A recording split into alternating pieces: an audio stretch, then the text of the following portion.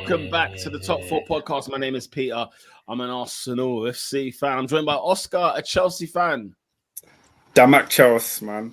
Damak Chelsea. There's never a dull day with Damak Chelsea, guys. We always have twists and turns in the tail. The top 4 race ain't over. What are you lot saying? Joined by Ernie, a Manchester United fan. Get Amram out, man. Love that. Joined by Generous Dave, an Arsenal fan. It looks like we're in for another me and Pete disagreeing again. Really? It felt like it in the WhatsApp group yesterday, so I'm ready. Nah, angry Pete over calm Pete any day of the week. It's box office. I'm flipping fuming today, guys. Don't you worry. We're going for it. I like that, Peter. Peter, put a pin in that. We'll come right back. Yeah, we will come back to it. Joined by Robinho, a Manchester United fan. I've got one more game and then I'm on summer holiday from this bloody podcast. Let's get the show over with. Get this show on the road, and I'm joined by. We've got 3 more games. I don't care about the rest of them, man. Let's go. Neither do they, to be fair. And we're joined by special guest Lola in the building. What's going on? Nothing much back in England, man. It's not great. I like to be on a holiday. Where was holiday? Where did you go? It's not great. I was in Nigeria for like bare weeks. Love that motherland business. I hate that. Can I ask a quick question? What's it like watching football in Nigeria? Like, what's that like? Depends. Obviously, if you have money, you just watch it at home. My uncle owns a club, so he watched it at his place. Like, he's got a bar, and then it was just like a section that he just cut off from everyone else. So the TV in the bar, and it was fun. I feel like when I watch videos of like man watching football in Africa, it's always more live in the pub. It looks lit. In the bar we were at, because I only watched the Champions League games when I was in Nigeria. I didn't care about the league games. Yeah, fair. So the Real Madrid PSG games in the bar was just fun. It was just like energy was up, and it helps that my uncle owns it, so I just get what I want. Fair. Elite. Wicked. Before we get cracking with the show today, what was your surprise or highlight of the week, if anybody's got one? I haven't got a highlight of the week. I've got a question because I haven't been watching football. What's Damak? Good question. It's a very good question. That's not. What a fantastic question. Before Oscar gives an actual answer, it's one of the most bentest things in football history. Just know, yeah. Arab money. For 4 games, Chelsea have got a sponsor all of a sudden in the season, and it's the bentest thing you know. Oh, they've got a sponsor now. Fair enough. Whoa. Look, you're getting the Durams in. Get them Durams in, cuz. You're not the only one who went on holiday. Obviously, I was out in Dubai getting deals done. Yeah.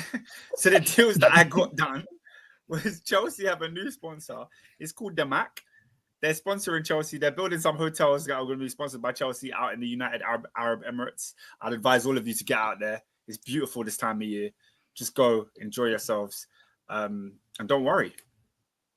Fair enough. Okay. You asked highlight of the week, Pete. Highlight of the week for me, honestly, it was the football. The football last week was entertainment. Regardless of who you support or not, there was at one point everyone was shouting, "Wow, footballed," and that's what I can say. I'd actually agree with Robin because I've hated this season personally. I think the season's been shocking, but specifically 2025. But the Champions League was so elite, and then this weekend, even the Premier League this weekend was just tasty. Like there was so much going on. So the football was probably my highlight. I'd say I wasn't. Oh, you're on mute, Peter. You're on mute, Pete. No, I was just saying, anybody got anything else before we get to the nitty gritty? Yeah, I was going to say, I watched the new show on Netflix. It's called Forever. Because I don't watch football anymore. I barely watch the Arsenal game. I think I watched on highlights. I watched enough of the extended ones that you can get, that actual longer ones. Other than that, I haven't watched football. It's not my business. No, I heard about this show this week. Everyone's been raving about it. Is it something to go? I don't know how much of a vibe it is for you guys. Like, do you guys like romantic young adult stuff? I'm all for a good ending story, a little bit of romance. It is a really good story with a great soundtrack, and the actor's really good. So, and you know that thing when they do like Black Love, where it doesn't feel forced. Like they're not trying to do some next kind of like this person gets pulled over by the police, this one gets an unplanned pregnancy, all they do is someone breaks their This is a simple busts their knee and two they lose all their people dreams. Like it's like a bunch of it's a bunch of 17, 18, it's focused on 2 17-year-olds, and then it's like it doesn't feel like forced black. Like no one's trying to be a fake gangster, no one's like got some dodgy thing happening. You know what I mean? So it was like it's a really good show. Okay. I might Suburban love. Suburban love. That's what it is. It's LA. But yeah, it's LA stuff. But yeah, I don't know. Bel Air stuff. But Oscar, we got anything in the comments section of the massive? Oh, we got loads. We got loads. Endo's in the comments. He said, I was at Anfield yesterday. I booed Trent. Oh, we're going to talk about that. Don't worry. Sure. Baraka says, big up to the best podcast ever on a Monday afternoon. For the first time in a while, the Mac Chelsea didn't piss me off. But we lost. I So was going to say, did you guys lose? Oh, wait. that's funny. Endo says, I have 2 questions. How are Arsenal still second after 3 wins in 11 league games? Because because you know when there was like 4th was the thing, but no one wanted it. It's the same thing happening with 2nd and 3rd, and no one wants it, so it's still there. But we will get into that. We will get into that. And the second question is, I asked last week for Oscar, where does the gate smacking come from at Stamford Bridge? It's one of the boards. So if people are on the stand above the board, whenever Chelsea score, they just slap it. They just basically the advertising board, they just slap it, and it sounds like a gate. But it's elite. Endo says the Nigerian queen is back.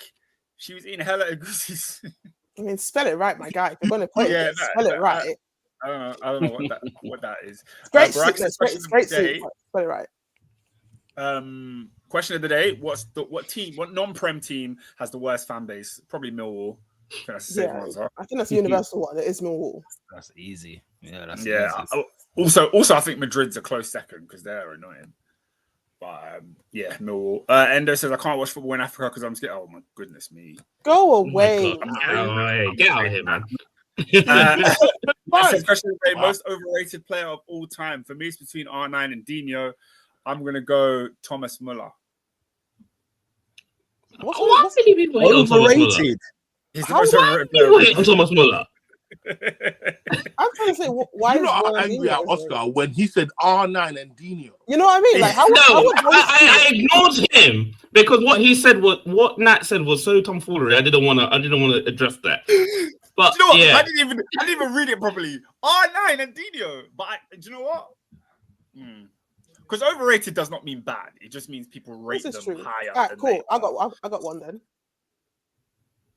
What's his name? John Terry. I thought it was fine. John Terry. I thought it was a good defender, and that's the level at which I put him at. John Terry. I'm not gonna buy it. That's aggressive. That's an aggressive one. Aggressive. I'm not gonna buy it. Does anybody else have anybody overrated? Overrated. I think Ruud van Nistelrooy was overrated, if I'm honest. Ooh. I think he was overrated. Rude. Yeah, I think Ruud van Nistelrooy was overrated. Okay. You don't want controversy today. Shout out to Nat for the question. Nat says, raise your hand if your team is in the final. My hand's raised, so... yeah, but wives. Yeah. David, Wait. I watch the women. Arsenal women. Actively. I go to the news. That's what I watch. Don't do that. That's fair. Are you going to the final? I'm not in the country. To be fair, I didn't since I was last on the podcast, I didn't speak about Chelsea regaining another Super League. Shout out to us. Nat says bracket easily Serie A, Barca. Okay, cool. He's talking about shout out AD in the building. Welcome. Nico Lasti. I don't know if I've seen Nico Lasti before, but they're saying I was at Forest Leicester yesterday. I've never been disappointed in achieving Europe. Oh, is he a Forest fan? We'll talk about that. Europe. We'll talk about that. I think they did.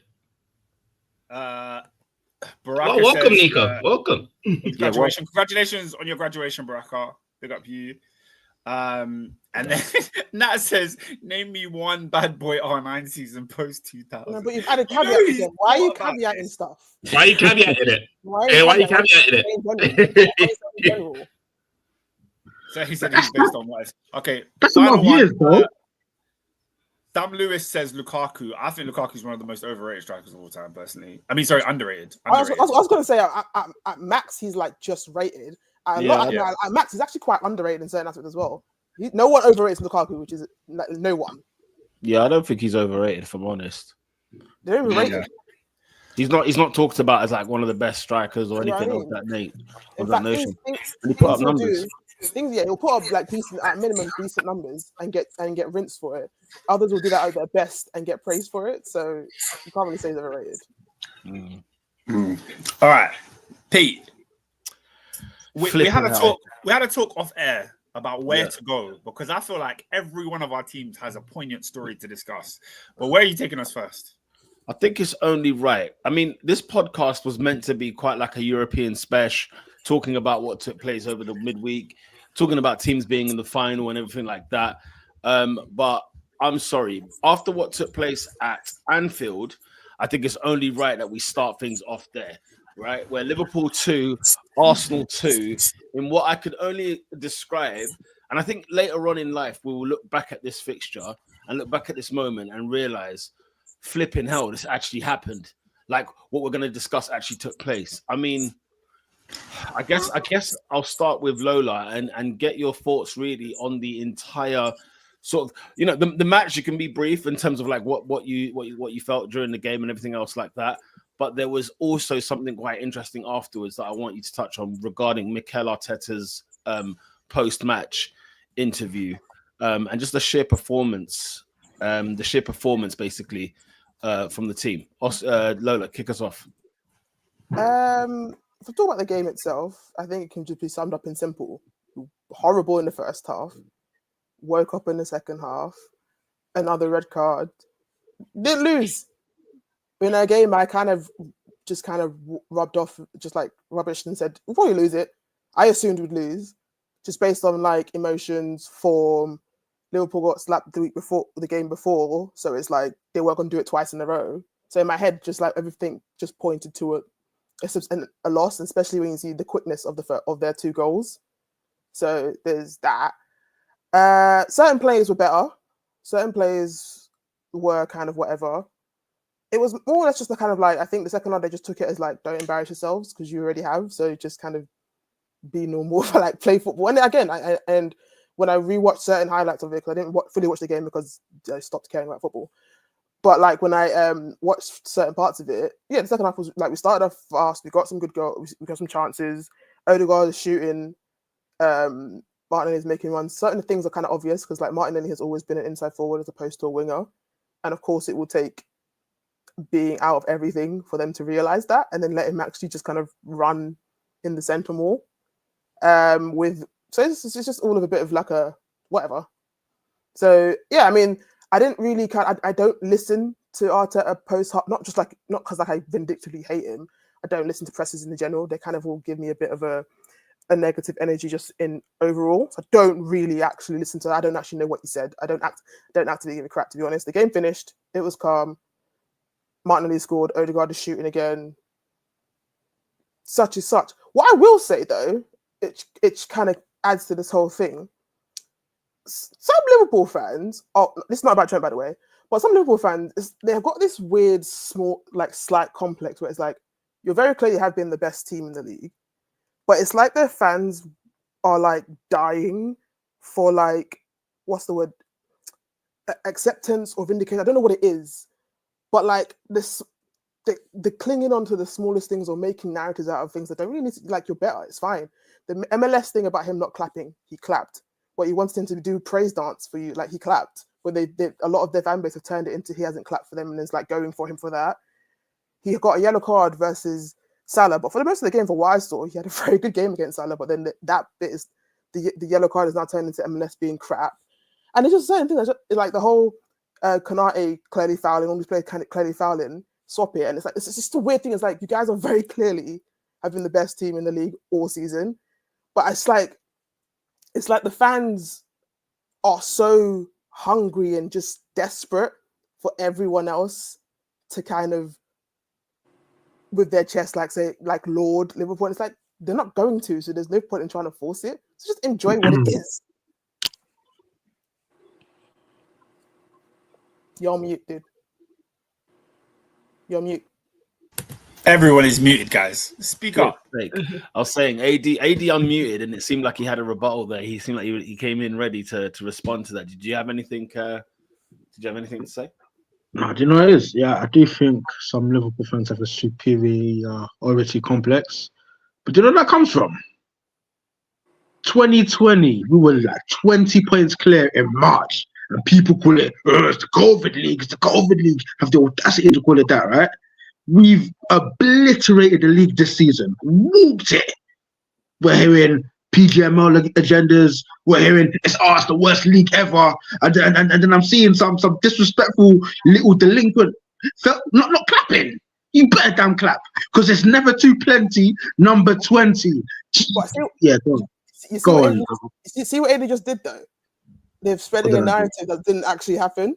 MLS clapped. He just didn't do a praise dance, which is my point. I'm saying there's actual proof that he actually clapped, but then they've turned it into because he's not smiling, he's not doing heavy clap. But I think that's an inferiority. All that stuff. That's what I'm saying. That's what I'm saying. They've got a situation. It's inferiority because it's infuriating because like you guys have won, like you said, 20. You've won all these Champions League, and because a kid is not doing big, you've now decided to turn it into this. Like it's not that deep. No, you're right. You got that guard of honor. Enjoy the fact you got a guard of honor, but then you're focusing on the small. I don't understand it. That's what I'm saying. I don't understand it. But David, what was your take on this game? Very briefly before we get into the other bits of it. Listen, our defending was atrocious for them that couple minutes, mate. I don't know what was going on there. Once again, 20 minutes were on them. Can't put the ball in the back of the net. For the past 3 years, I've been calling for number 9. We failed to address it back. We came back 2-2. Martinelli with a nice little header there. Odegaard, you see when you shoot, good things happen. Wednesday or Tuesday, Donnarumma, whatever his name is, made a good save. Yesterday, Alisson had a stinker. Marino put right there to tap it in, bruv. Shoot, blood. Why is it taking you the whole season? You know what I'm saying? But, listen, it is what it is. Me, I didn't really care. Our season's over. I'm just looking at it, whatever, innit? That's all I got to say. So, yeah, I'm freaking furious at the performance that took place yesterday. I'm pissed off, guys. I'm fuming because yesterday was game week 1 for Arsenal, not game week 36. I don't give a damn what's happened in the midweek. I don't care that you feel sorry for yourselves, that we got absolutely trounced in this league. We weren't even in the title race. Let's just have it right. Liverpool moonwalked the league this year, okay? This is not the time to rock up to Anfield and absolutely, first of all, it was one of those first halves where, number one, Arsenal had 2 shots on goal, which they should have scored. They should have scored. Saka's miss was a disgrace, was a joke. His miss, and then Trossard and Partey. What the flip were they doing in the penalty area when they were there dilly dallying and mucking about with the ball there when it was really back when it was really our time to actually put something in that game. So we missed those 2 chances. I then see Liverpool go on and start juggernauting us. One after the other. Reyes making saves, like first 20 minutes, and he's there got green elbows from the grass from diving all over the place because he's having to look at the shambolic defending that he's had to cope with all season. And by the way, he might be a number 1 choice for player of the season for Arsenal. We could talk about Gabriel. We could talk about all these others. Do you know the shower of crap David Reyes had to deal with this season? Have you gone and seen the saves that he's pulled out this season? This game could have easily been 4-0 in the first half. It probably should have been 4-2, but it could have been 4-0 very, very quickly. Because all of a sudden, who concedes 2 goals in 90 seconds? Who concedes 2 goals in 90 seconds? Why are we here doing this game week 36 in the league? Like we've not been here for 9 months, watching Liverpool go out there and win this league. And the irony is, we haven't lost to Liverpool this season. You couldn't tell. You couldn't freaking tell, right? And that's the thing. I was spitting blood in the first half because I was thinking to myself, hang on a minute, guys. No, we need to frigging rock up. We've just given them the guard of honor. I hope that frigging hurt. I hope every single one of those players found that painful. I hope every coaching staff member, I hope everyone in the backroom staff, all the board, I hope everybody watched it and watched us give Liverpool the guard of honor at Anfield.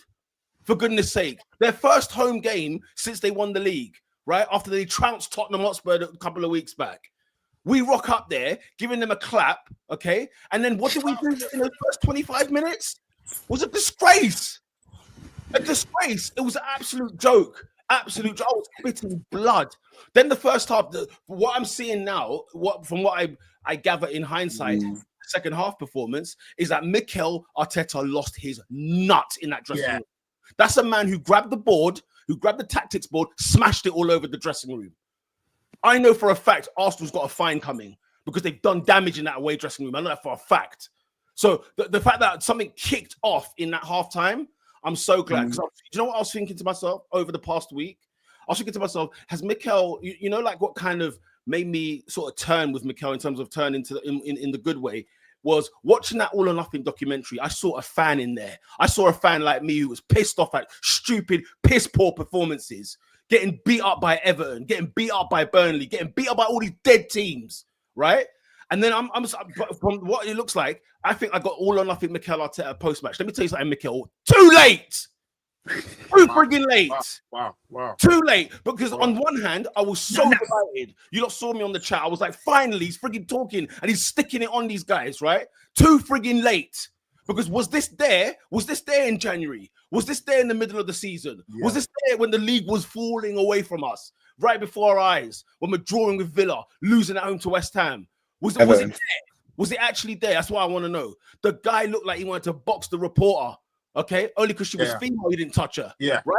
And and I totally hear it. I was with him in every single second of that moment. Yeah, when he says, "Listen, it doesn't matter if you friggin', it doesn't matter about our injuries. It doesn't matter about our red cards." Which, by the way, a farcical decision. Shall I tell you why it was a farcical decision? Because on one hand, I get it. If you play advantage, it's a foul. Don't get me wrong. In terms of it's worthy of a yellow card, and you know if he's got second yellow, red card, fine. When you play on, let the team have the shot. It makes a save. Yeah. Corner. What's he getting sent off for? Yeah. What's he getting sent off for? In fact, they don't give the a free kick, so they bring the whole game back. They've had their advantage and they've missed. So what the hell are we doing here? Having a controversial sending off nobody wanted to talk about, because you know what? It's not about the sending offs really. Okay, I know we've had 6 of them this year. I think only 5 counted. Right? We've had 6 or 5 of them this year. I can't get through my head is Mikel said it very well. He said, "Look, what when they asked him, you know, did you feel like what was your reaction to seeing them bounce back?" And he goes, "It makes me pissed off more because this is what we could have done before having to go 2-0 down." And I love the energy. I love the fact that it was that kind of that thing of I don't care if we went out on Wednesday. You get up and you go again. He said, "We've worked hard for 9 months for this game. We've worked all season to get up to this stage, and this stage was whether or not we would win the league or lose the league or whatever." Thinking it's gonna come to a head. Exactly. That's what he desired. At the end of the day, it doesn't matter if you're out of the league. It doesn't matter if you've lost the frigging Champions League. You get up, stop feeling sorry for yourselves, because nobody here feels sorry for you. No one does, and no one should care to either. Wow. You get paid way too frigging much for anyone to even care about how you're performing. Okay, so you get up and then you go and put on a performance like that in the second half where you just think to yourself, hang on a minute, what the hell was this in the first half? At Anfield. You go, this is the thing, when the league is over, right? I remember this vividly. When Manchester United won the league in 2013, City went over to Old Trafford, right? And Aguero scored some amazing top-notch goal, right? City laid the marker down on what's going to come next year. Liverpool won the league in 2020. I remember City going to Anfield, sticking 4 in there. Laid the marker down for next year. That's why I call this game week 1.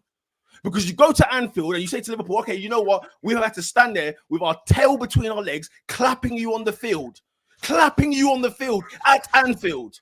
Yeah? You know what? Watch it, mate. Next season, we're coming for you, bro. Let's see our performance. Let's lay down the marker and start again. And the reason I was pissed off with you, David, is because you've been running your mouth all freaking season. You're running your mouth all season, and the only thing I've noticed about you, David, is that you care about being right rather than sticking up for the Arsenal. That's what you care about more than anything else. Because it's always about the chain. It's always about this, that, and the other. Whether you're proven right or wrong about a centre forward this, a title race that, Mikel this, Mikel that. At the end of the frigging day, where was you yesterday? Where was you yesterday? Because you didn't give a frigging damn about that first half performance. You didn't give a rat's nutsack about that performance yesterday. And that's the thing that pisses me off about it the most. Because now we're here. We're here now, okay? And what do you have to say for yourself? Look at what your manager did yesterday in the press conference. He said, I don't want reaction, I want action.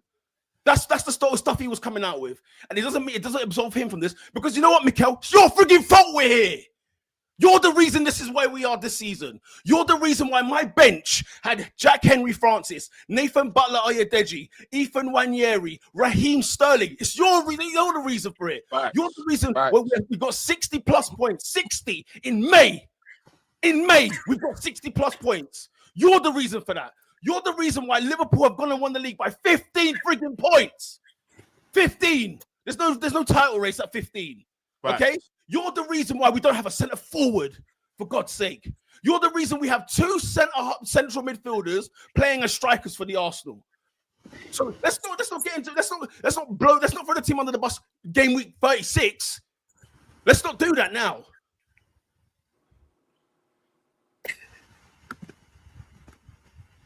That was great.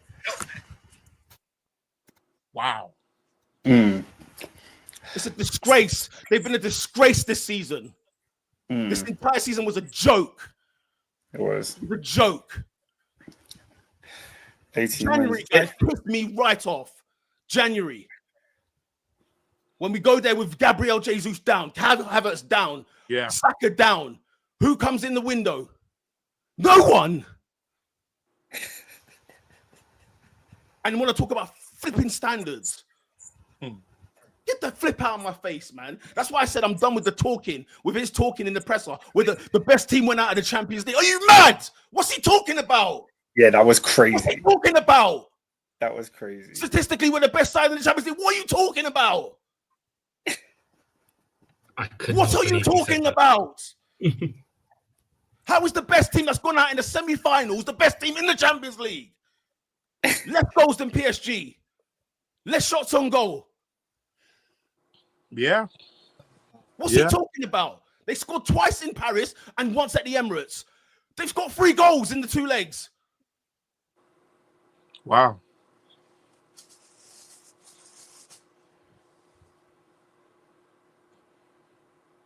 It's a joke. It's a freaking joke, guys. It's a flipping farce. And I'm not letting them get away with it, especially after that first half performance. And Martin Odegaard, finally, for the first time of this season, you want to take shots on goal. Yeah, facts. Hey, Odegaard was moving mad. Who's the goal scorer again at Anfield? Freaking Mikel Merino. Oh, by the way, a centre forward named Gabriel Martinelli, for the first time this season, or since Arteta's been in charge, he plays up front. Yeah, that's We've got Havertz and Merino up front all this time. When Martinelli, who was bought as a centre forward, plays up front, scores a header at Anfield. Last time he scored a goal at Anfield, he was playing centre forward when Mesut Ozil gave him the nastiest assist of all time in the League Cup. I think he scored under Arteta there as well, but I get your point. Yeah, he probably did as well, to be fair. Yeah, but I'm just saying, it's like, but that whole thing is because I have, you know me, like I do rate Martinelli. I don't think he's like Saka level, world class level, but I do rate him.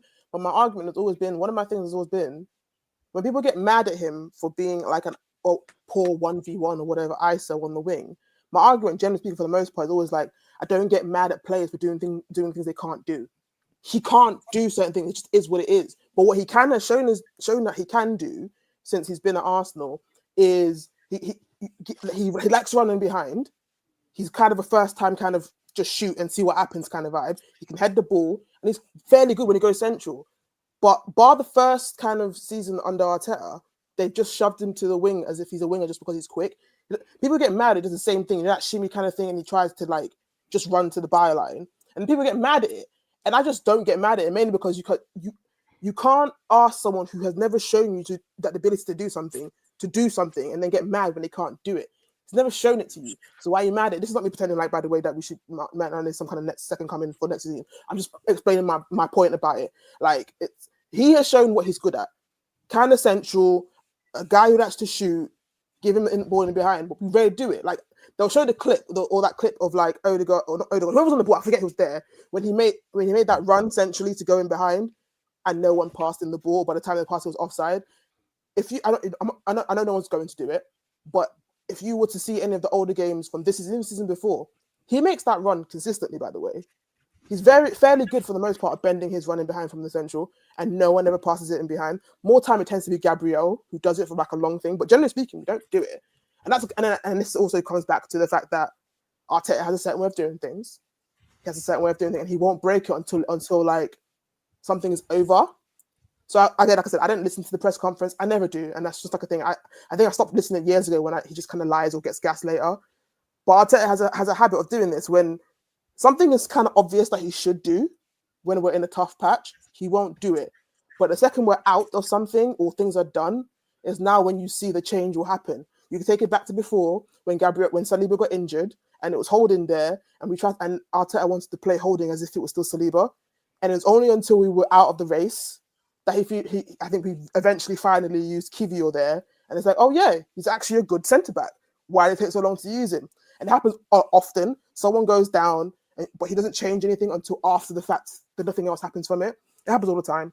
So I just want to feel I'm not kind of surprised by it. And once I have the presence of this, obviously I've been away. You all know me. I am one of the biggest centre-back Gabriel fans in the world. It's just not me downplaying Saliba, because I know talent-wise, he is better than damn near every single centre-back worldwide. I'll fight everyone for that. I don't care. But what I've always made the point is, as a defender and a leader, what this period of time has supplanted for me is that it's Gabriel who's number one back there. So everyone who wants to pretend otherwise because Saliba is a bit more silkier on the ball and all these things. And Saliba is a fantastic centre-back. He's young as well. He'll get way better the older he gets. Yeah, so my point has always been is Gabriel who leads that defense. It's Gabriel who controls that back. It's Gabriel who's the big man behind there. And it's shown it, because the second that Gabriel got injured, Saliba has been moving insane. He'll do great things in a game, but the uptick in his mistakes has been obvious to everyone to see. When it counts. That's what it is. And the thing is, he would do this with Gabriel there as well sometimes as well. Difference is he won't get punished for it, because some of the times Gabriel covers for him or someone covers for him. There's no Gabriel there. And this is not pretending like Gabriel has never done anything wrong in his life. But my point has always been Saliba has been getting away with a lot because he's Saliba. But now there's no Gabriel there for people to kind of use him as saying he's the... more of it has been exposed.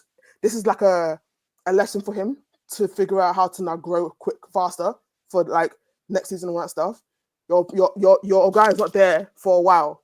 Figure it out, because the lapses in whatever he's doing back there, it's a lot. And people would love to pass off blame saying because Kivior is his partner. Kivior is not Gabriel level. We know this, but Kivior has actually been more or less good for the most part when he's been. It hasn't been like it hasn't been Rob Holding kind of nonsense. He's been good. Even people were gassing him for the Real Madrid games and certain other games. Like, he's been good. So it's one of those ones where it's like, Saliba, Gabriel's gone down. You're now the leader here. Being a bit stupid, but that's what I want to add here. Gabriel is very clearly the number one defender, and I need a lot of Arsenal fans to be fine with that. Spot on with that. And credit to Kivior, because he's actually, it's taken a while for us to see what exactly we missed with Gabriel out, because it's not just purely just the straight, can he tackle, can he win balls, can he win duels, this, that, and the other. It's actually the leadership side of it all overall. So 100%. Anything on Mikel's rant after the game? Did anybody watch it? Anybody else watch it? Anyone got anything on there? 2 cents on it? I just saw comments on it, but I never actually watched it. I don't care. It was spectacular. Like, I think he's finally gotten to the point where I think he's realized. I never thought of him being somebody who coddled the players, but he's definitely never gotten onto them the way he did Sunday. So I was like, oh, so you're not all. It's not all makeup and like presentation and aesthetic. I think Arteta's always had this air of like, I'm well put together. He's a school prefect. Do you know what I mean? And Sunday was like, oh, he's letting into these guys, and I'm like, yes. I didn't watch the rant, so feel free to stop me if I'm misspeaking here. But why is him ranting at the players a poignant thing when if we were to realistically look at the failure of Arsenal's season, I'd say more of the blame lies with the squad planning and his side of things rather than the players' side of things. So why is this so important that he's because just like I'm always getting onto, and we'll talk about it later on. I'm always getting onto Man United fans constantly talking about the lack of quality in the squad. I'm like, the cake of blame, the pie chart of blame can't just be on the lack of quality. Somebody's paid to manage these guys. But I feel like this season, the lion's share of blame has fallen to Arteta. And whatever you think of that is up to you. A healthy amount. No, but hear me out. Why does Odegaard not shoot more? Yeah. I don't believe Mikel Arteta is telling his guys to walk the ball into the net every game. I don't believe that the Thomas Edison speech he gave in 2020, whatever, is the last time he galvanized the team to put the ball in the net. Yeah. I don't believe that.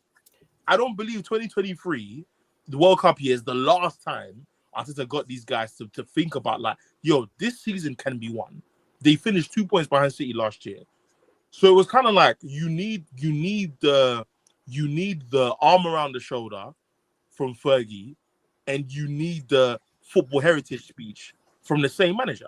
Yeah, I think it's a fusion though, because I think it's and I think it's like to your point though, like he's leaned more to way more of one side of the fusion, where he's spoken more about maybe if it's a red card to MLS, how you lot got robbed.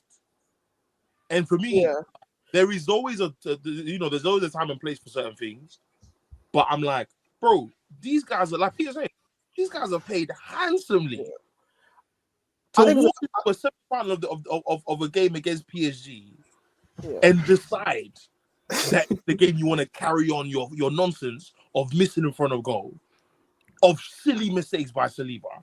Do you know what I mean? I think it's a fusion. Was the first time I clocked that people were starting to get onto him was a mistake against the Bernabeu. The place where people are creating a narrative, you're offering pant for this team to try and let them sign you later on. That's where you want to make the mistake. After a perfect performance, both legs, like it's mad. So I like the speech because he said a lot of things about the mentality, what Arsenal should be doing. I love the action, not reaction thing, because how many times have we said it on the pod? Bang on.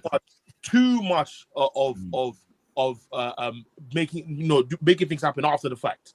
You've been shot, now you want to go hospital. Now you want like, bro, like shoot back. Do you know what it is? Why it's actually what he said in his rant speech, whatever. I hear it, and this is where I kind of happy I didn't watch it, because I would have got more annoyed at him as well. But I would have been even more annoyed at him that I don't like him as much now anyway. We can talk about how we'll use Odegaard as an example. He was shooting up a storm beforehand. The past 2 seasons he hasn't been shooting in front of goal. That is also him in terms of like just kind of, I think part of it is also injuries. Ankle injuries are weird, so it's like you're less likely to shoot until you feel a bit more comfortable, but also because you know how they say like the manager reflects the team. The systematic way that Arteta set things up, it may not have showed immediately, but it's been slowly setting in. So by that, what I mean is the way he chooses to kind of play football, I think leans more into risk aversion. So because beforehand, Odegaard would shoot from outside the box and it'd be fine, and things would just be first time things. Same with Martinelli. Martinelli was our maverick. He would try anything. He would shoot from anywhere. He would move anywhere. And then slowly he stopped doing it. I'm not saying it's fully on Arteta, because it's not. People have minds.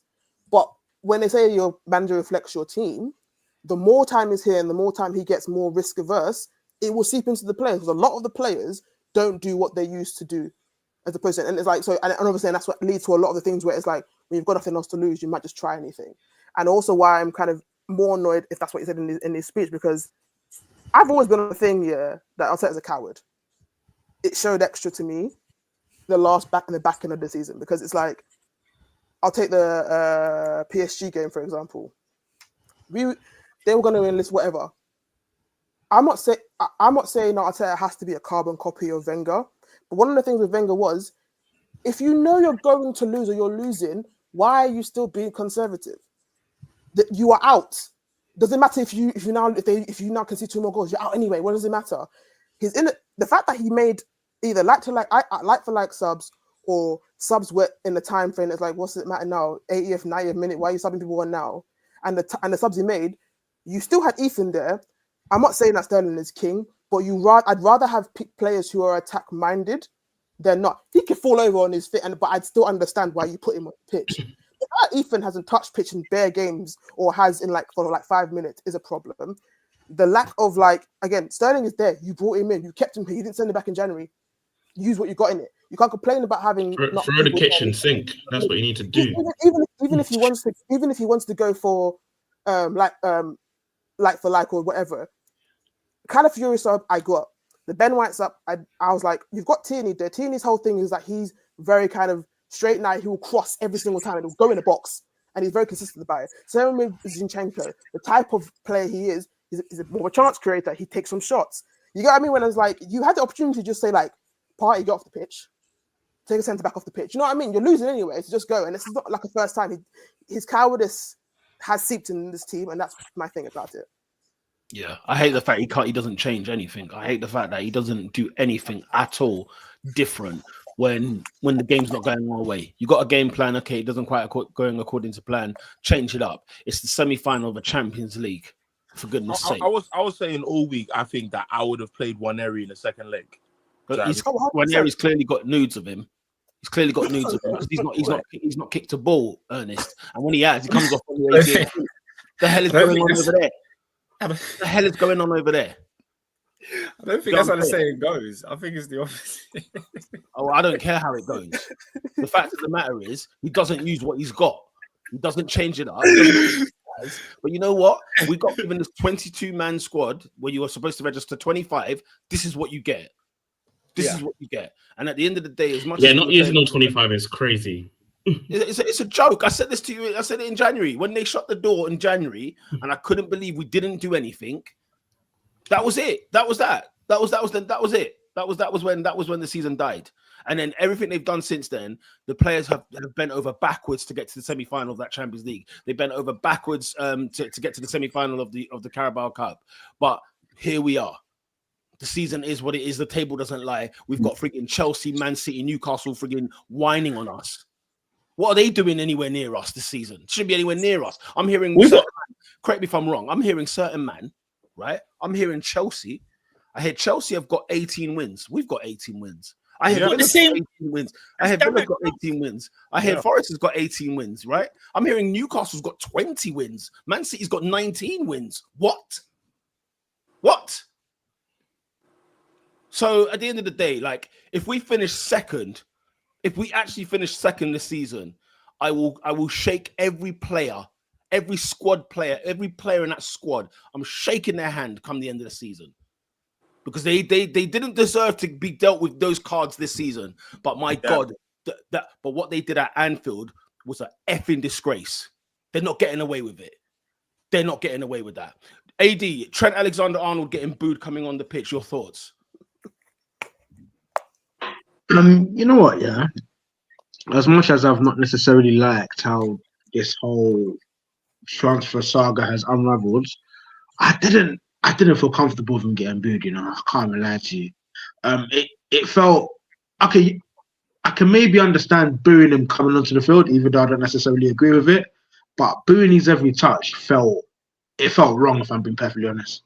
But I do understand. I do understand the emotions and why a person would boo. But I watching him on Sunday, I did sort of see that scrawny 17-year-old boy. You know what I mean? And I did kind of see, you know, the corner quickly taken against Barcelona, and I did sort of see all of those assists flash before my eyes, and I just felt it's sad that it's ending this way. You know what I mean? I did.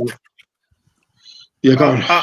I honestly think Liverpool fans are a disgrace. Like, shout out to SW6 who's left a comment here, and that's not even me saying it to have banter or to have a dig at a rival club. Like, I just don't understand. I completely get being upset that a boyhood player is leaving the club, but the idea that this has become such a saga of a story, like that, he was running out of contract. Everybody knew this. Everyone was aware. And the fact that the energy towards, Liverpool fans' disappointment at him leaving is more placed at Trent Alexander-Arnold than it is at the club for not tying down your academy player is ridiculous to me. Absolutely ridiculous. You guys are treating this guy as though he's some bang average player that's come out in the media and says, I'm too big for Liverpool. I want bigger things, so I'm moving. The guy... They did to Sterling, by the way. This is the exact same thing they did to Sterling. The guy has been a world-class right back. Like, how are you a right back and you're a key player in title-winning seasons and Champions League winning seasons? He just mentioned, corner taken quickly. Name a right back that has a key moment in a team winning a Champions League. Like, I'm sorry, it doesn't come every day. Like, this guy was an elite Premier League right back for Liverpool Football Club. Yeah, and when his time came down for the contract to run out, and people are always talking about like, if we got some money for him, it would have helped out the club. If Trent left for 100 million, the energy would be the same. The energy would be the exact same. So stop this lie that it's because we're not getting anything back from him. At the end of the day, a player is moving on from your club. Just have the flipping respect to let him go. And the thing that annoys me the most about your club in particular, Adrian, is that it's always Liverpool that have the moral superiority. You'll never walk alone is plastered all over your flipping stadium. And the young academy boy that's been at Liverpool for 20 years gets his final send-off at Anfield and you boo him. You boo him as though he hasn't just delivered you lot a league title. You boo him. He delivered your first title in 20 years, mind you. Half of the people in that stadium they've only seen Trent Leeds. They ain't seen nothing. Brother, they were in heaven. They were in heaven the last time we won the league. You know what I mean? They ain't seen no flipping Dalglish. They ain't seen no Phil Thompson. They ain't seen none of that. And they're booing Trent. Nah, disgraceful, Oscar, bro. I'm with you. Oscar, I'm with you. It's a frigging farcical performance display from the Liverpool fans. They're an absolute joke. All of them ones that were at Anfield that booed him on the pitch. Now, look, here's a couple of things, right? First of all, the fact that he wasn't in the 11 raised my eyebrow. I said, you know what? Slot left him out to dry, I think, I think he left it hanging. AD, I'm getting there. So he doesn't put him in the 11. I'm thinking, okay, maybe he wants to just pour a bit of cold water on the situation. Cool. He's not going to bring him on because there's no reason to bring him on when Conor Bradley's starting. There's no reason to bring him on because Bradley's not injured, nothing of that sort, right? He brings him on. Now, check this. There's a 3-man substitution. I'm thinking, okay, to try and hide and defect the thing. Yeah, let's squeeze him in the 3-triple sub. I'm thinking, okay, I get that. They can try and pour cool water on that. First of all, the fans started singing Steve Gerrard when he got to the touchline. I said that's a disgrace number one. Understand that more. Bollocks. No, because why? Just because one of your local boys is not staying at the club, it doesn't mean you start singing another guy who you threatened to stay at the club. Okay, He wanted to go. He wanted to leave. No, but he didn't, and he won the Champions League after. The hypocrisy is crazy. No, but he wanted to go, but he didn't though. But he didn't go. No. Can I ask a question? Family. You looked at death threats to his house. You looked put a bullet in the envelope. And then he had the cheek to say, you know what? He looked in the garden one day of his kids playing football in the garden. That's what made him stay. Hold on.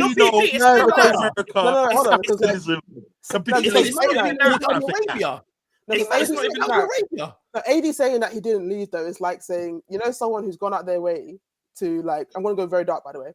So someone's gone out their way to murder someone, but he didn't do it. It's still attempted murder. You did a bad thing. You just didn't. You didn't finish the job. What's it on the actor?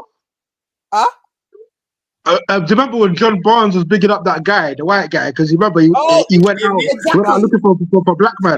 Take him. Liam Neeson. What was Liam Neeson taking? His whole thing was he wanted to go to the streets and he was looking for a black man to beat up. Adrian, Just because he didn't do it doesn't mean it's not bad. and here's the thing. But here's the thing, Lola. They're singing Steve Gerrard, Steve Gerrard. Is Steve Gerrard a one club man? No, he went to play for LA Galaxy. It's a different context, man. Care It's a about him different then. context. Yeah. So when you Because decided he was old and washed. Steven Gerrard, when you decided you were done with him, What- it was fine. He could go- Oscar, what did they do when they decided they didn't want him no more? What did they do? They What let did him go.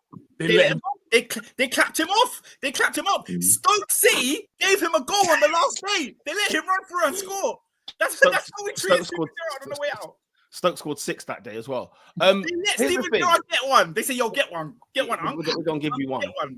Here's the other thing, Oscar. So, Oscar, hang on. So Sick. the Steve Gerrard song comes on, right? Then the Conor Bradley song comes on, right? Good. And then the third substitution is Trent. Are you crazy? Are you crazy? Now, don't get me wrong. When he walks on and I'm hearing the boo, I thought this is unbelievable. And don't get me wrong, right?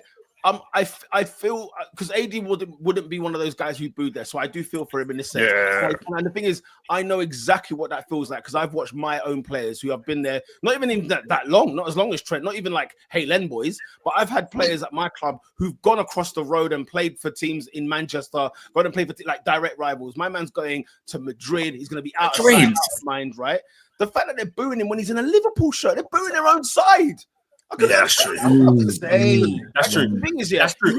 He has the ball, and they're booing him at Anfield when he's wearing Liverpool kit. Bro, he played in Salah. He played in Salah. They were doing.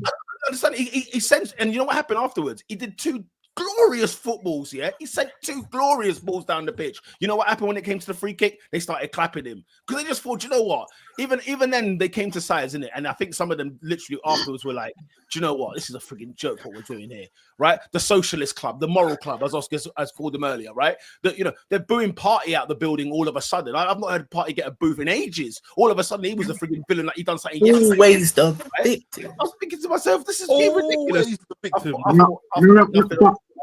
I just thought nothing of Can I be real it. though? It was an absolute disgrace from the Liverpool fans at No, Anfield. but okay, look, booing him was disgraceful. I absolutely agree. No, but let's not act like the feelings don't come from a real place, guys. Like, and we're talking about blame FSG, all this. They offered him a contract last year. So in between his second and third year, he was actually offered a deal. And So what? no, so Trent is Trent by his own volition has gone on his left. So if man are singing Steve Gerrard, this is what you've left behind. Like I'm all for that. I'm all for that. At the end of the day, he's going to Real Madrid, big you up, but this is also what you're leaving behind as well. Like you can't be taking me it. You can't be taking me it. I'm with it. Yeah, I'm with it. How can you say this is what he's leaving behind when you're not? What you're offering him is we're gonna sing your name or we're gonna boo you. I hear that. We've also offered him a league title. You're singing about Steven Gerrard. He gave you a league title. He gave you a league title. He gave you the league. Oscar, Wait. What? Don't do that. And he was talking like Liverpool fans all talk as if Liverpool are the only ones within this transaction who've helped the other party. And it's like, no, it's a contract. You paid him to do a job. He happens to do for your club. He's done it great. He's done it when you lot were defending him against talk about, oh, he can't defend this and the other, but he's also performed for you. So what in the world is it that you're telling me that you're offering him, that you're telling him this is what you're leaving, and then the offer is we're gonna sing your name or we're gonna boo you as you're on the pitch in a title-winning season at home. Does that make sense to you? If he's in a Madrid shirt next season, he comes to Anfield, gets booed out the building, no problem at all. Yeah. Even I've got a problem with that. He's got no way. No, he's in another place. I don't even agree with that. The thing is, at least he's in a Madrid shirt. Who's asked out the building? To get booed at home in an Anfield shirt, in a Liverpool shirt. No, Pete. You know why I say that? Yeah, is because now this is the context in which I'm gonna hear it if he comes to Anfield. I'm gonna hear it within the context of you booed him in a red shirt, now you're booing him in a white shirt. So this is deeper than rivalry. You hate this guy. You actually hate this guy. And for me, I think Liverpool fans have been moving absolutely crazy this season with this whole thing. They've been moving absolutely mad, and they've been allowed to because everyone's just like, oh, it's just Liverpool fans. No, this is stupidity. He signed a contract, and he's played till his contract is done. He wants to go to another club. He's giving you 2 league titles and a Champions League trophy. Why can't he move? Yeah, and also to add to Why that, can't he move? I think AD made the point.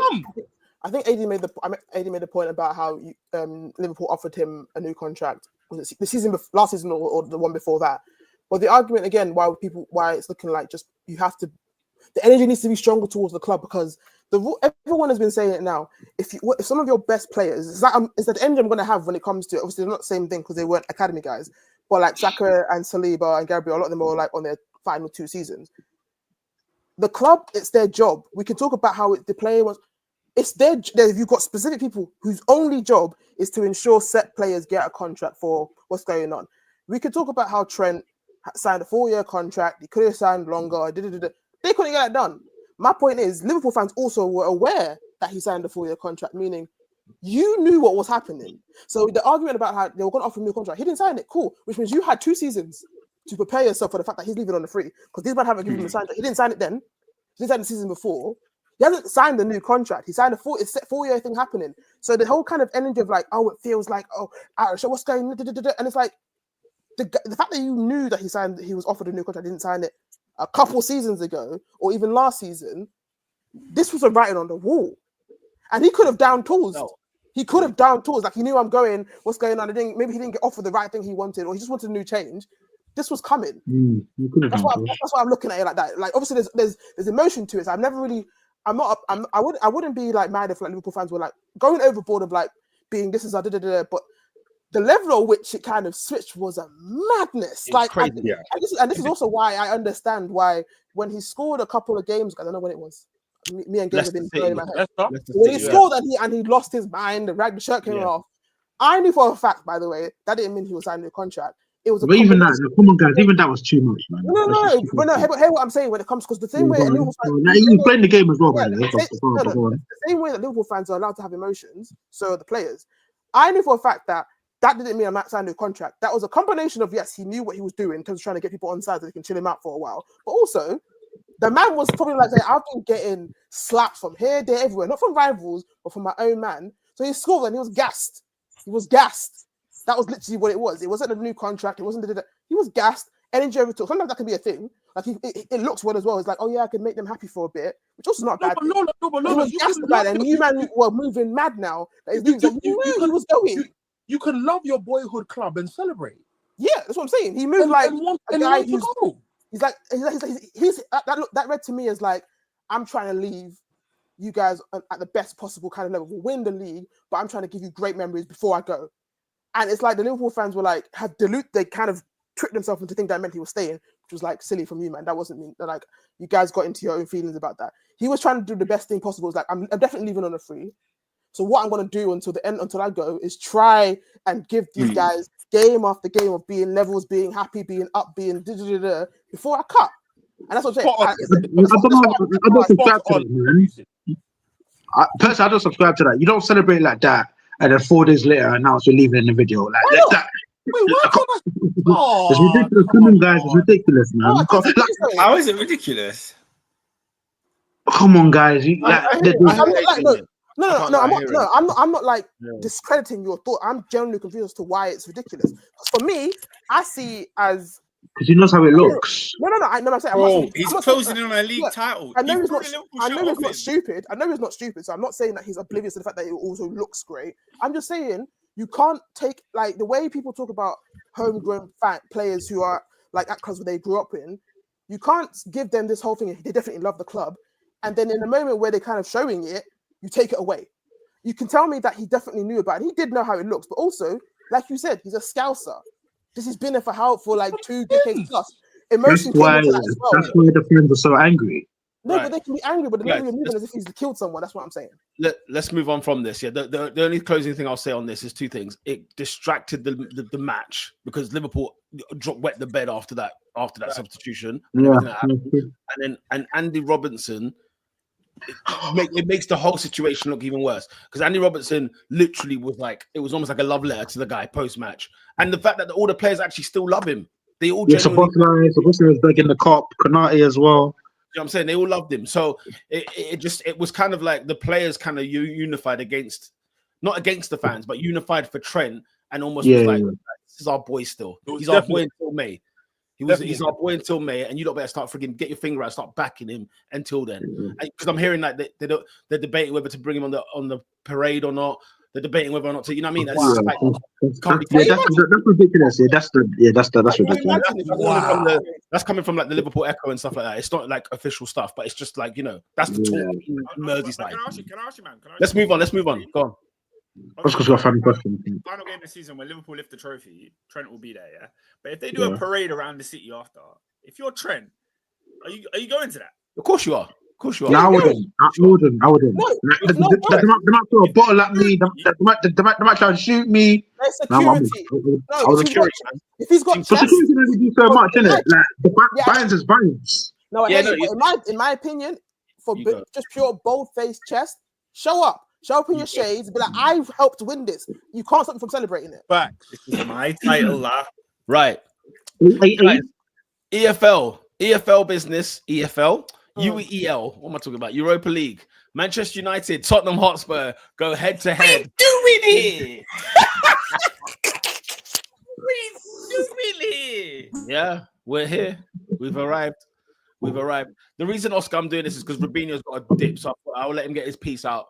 Pause. Oh, you're lucky. Hey, Pete. Usually you're like, nah. I had good intentions. That was crazy. Thing is, it literally as it left, I was like, "Yo, I'm not doing that. Yeah. I'm not doing that. That's what I'm gonna let. I can tell you that for sure. I'm not doing that.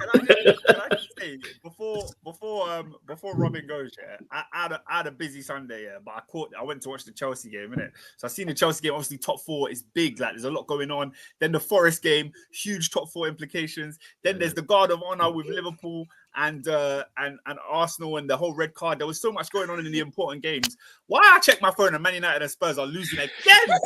Again! At home. these man are No one's paying attention. You guys are just losing at home. Again. No, No, Oscar, but- I'll tell you one thing, yeah. No, real talk, you man, yeah. Man United and Tottenham are taking the piss out of this league. Okay, you know what's funny?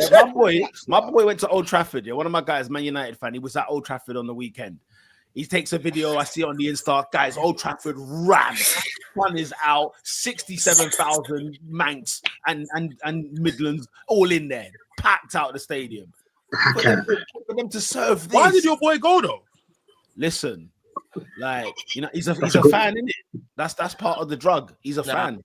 Nah. He lives, and it's not like he lives in Manchester. Like, I work with him. Do you know what it was? I work with him, and he's at Old Trafford there. You know what I mean? Wait, what kind of stat is that? I don't know, whichever one of those two clubs, Spurs or United, win the Europa League, enjoy it, celebrate, all that stuff. It's good. It's a trophy. Wait, what does that mean? Oh, wait. What, their last 18? I think he's talking about home games. If that makes sense. Yeah, I don't know I don't what know. that was. Endo, I don't know. He says at home. Yeah, he's saying at home. Yeah. I was going to say, whichever one of those teams win the Europa League, they can enjoy it, celebrate it. It's a trophy. Obviously, it's not Champions League level or the league, but it's still a big trophy. People have to downplay it, but it's cup-wise great. I'm The downplaying. league? No, I'm I downplaying. know. That's fine. I'm downplaying. No, Yes, I hear you. yes, I'm just saying. My addition to that was like, you man can still get corned. I don't care if it's Spurs or United. Right, This league people. is I've got 5 minutes, so I'm going to go. Right, Go, Rob. and then I need to go up. Right, Ruben Amorim, you're talking crap after this weekend. Hey! You're saying the right things, but what you deliver on the pitch is the complete opposite. So you say that we are an embarrassment. I hear that. You say that we are focused on the Europa League. I hear that. Then why is half of the first team starting and then half of them is the rest of them dismantling, causing one of our key players to get injured? Hopefully he makes the final. But it makes no sense. If you're going to say deliver in the Europa League and you're going to do that, fine. Don't play the first 11. You mix half the team and we looks like we can't play football. You're talking about how when it comes to Europe, we have a mindset of urgency that we have to win this. and then we go into the Premier League, and then we no longer have that thought or feeling. That's your job. I get when players that are crap. I get when players are not coachable. I get all of that. But mindset is still a coach thing. That's a mental thing. You need to teach that. You can't be saying that we are only half the mindset and the players only care in certain points. You need to coach all of that. And it's not, look, it's, I want you to do well, but now you're just talking like every other manager is talking to a point where their job's on the line. You said in this last press conference that if things don't change in the summer, you would be ready to walk away. Leave now. Leave now. if you're going to say that. We didn't even make it to the Leave if summer. you're going to say that. Yeah, because what I want you to do is stand by your morals. If you're going to leave, leave. And stand by your morals. Don't say, How about stand by I'm just some going to do other things. How Yeah. about that? How about No, give me so 3 there. points? How about give me 3 points when we go to Stamford Bridge next week? How about that? Forget morals. You could be Starling. I don't give a damn. How about 3 points this Friday? How about that? How about that? Come on. So, man. Robin, is that still for the coming break? Not even, because do you know what Not it better. is? I said this at the start of January. I said, regardless of how I feel, and I'm more out than in, more than anything, like what Arsenal did with Mikel Arteta, Manchester United have made the bed with him. That's why I'm not screaming. Because how much I scream, it's wasted lungs. It's wasted lungs. It is wasted lungs. Man United will stick with Amorim until it is way too late. He's going to be here in the summer. And that's when I agree with Ernest when he said he has to have the perfect summer. He said, and this is what I'm saying, if you look at everything that you said you have to have the perfect summer. We can't have this again. X, Y, Z. You're saying all the right things. But what you're saying and what you're correlating onto the pitch does not match right now. It doesn't. It may match in the Europa League, but it needs to match on your bread and butter, which is the Prem, at the end of the day. Because the table doesn't lie. We are 16th. Flipping. We are 16th in the Premier League. We've not reached 40, and it is game week 36. That's a fact. And I can't defend that. I can't defend it. There is nothing to defend. Useless. So if he gets sacked next week, or if he gets sacked on Europa League, I can't stay here and stand here and be like, no, he doesn't deserve no chance. He's done enough to get sacked. I want him to do well next season. I want him to do everything that he's saying and that all stuff. But he's not giving me evidence to say otherwise. Robin, let's have it He's right. just If not. he wins, if he wins the Europa League, he should be fired the next day. He should Right, be fired the so- next day. Van Gaal sayings, just Yeah. because you got me the cup. Listen, see you later, mate. Thanks for the cup. I agree Nah, with that. fuck. Because it's But one of these ones where it won't happen. For the Champions League. it won't happen. But the thing is, yeah, if he would have It like, won't happen. if you got Champions League via the league format, still shaky, got kicked out Europa League, obviously, because technically speaking, you'd be like, if you win a Europa League, you're in the Champions League anyway. But it's the manner. You have been this. If the bottom three teams weren't as shambolic as they were, this is a legit battle. You might not 17, 16. Well, no, We are the worst team in the Premier League. Hey, We are I don't give a damn about Leicester or whoever. We are the worst no, team in because the it's Premier League. insane. Because I still have that opinion. It's like this whole thing. People saying, "Oh, it's because we're in the league." I don't believe that whole thing where you can switch it on and off. I mean, it's my point is not being. No, it's nonsense, Lola. But It's nonsense. dumb. And I'll And the thing is- end it with this. Yes. I'll end it with this because I generally do have to go. Ruben, prove everyone wrong or get leave. That's all I can say. Prove everyone wrong or leave. Because it is long. He's got his briefcase, Robin, and that briefcase is the Europa League final. And just as Endo is saying, Pete, you know how United fans are. They win Europa and all is forgotten. Dumbest fan base in the universe. I hate this fan base. I hate the fan base. Guys, They You know end how up many arguments I've had this season? You know how many arguments I've had with idiots, fools who support this club? Can I make Oh a my prediction? god! Can I make Oh, a prediction? My prediction: Manchester United beat Spurs, obviously, because Spurs don't know how to win a final. is it obvious? Oscar, they've lost 3 times to them this season. Is it obvious? Hold fire there. Guys, Hold Spurs winning a final. Okay, cool. So that happens. Yeah, in the summer they sign 4 players. Maybe 2 of them are shiny names.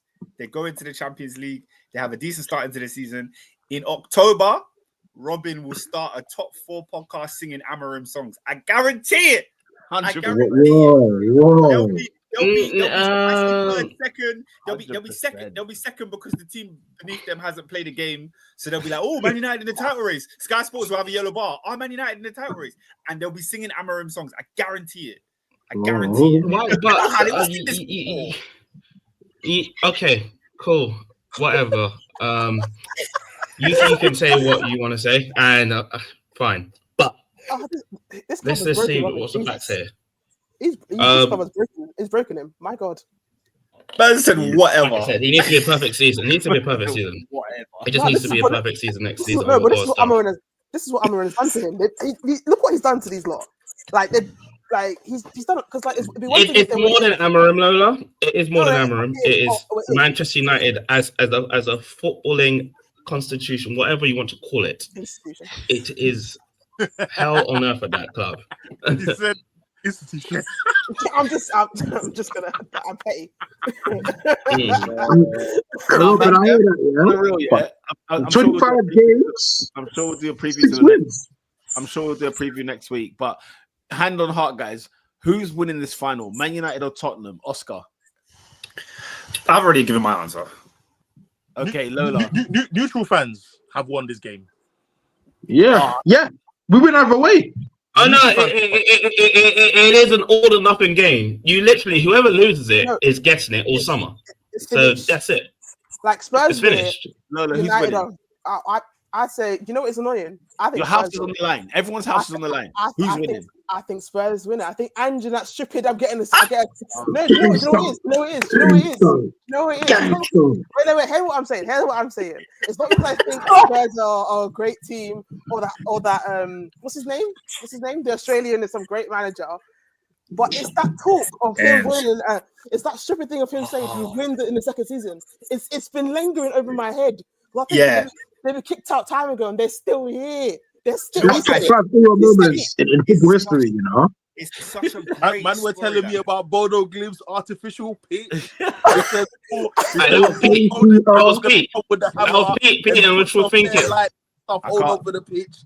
And man, gonna be those first 20 minutes, it was shaky warrior. I can't lie. Those first 20 minutes. Do you know why this is? They Bodo Glim.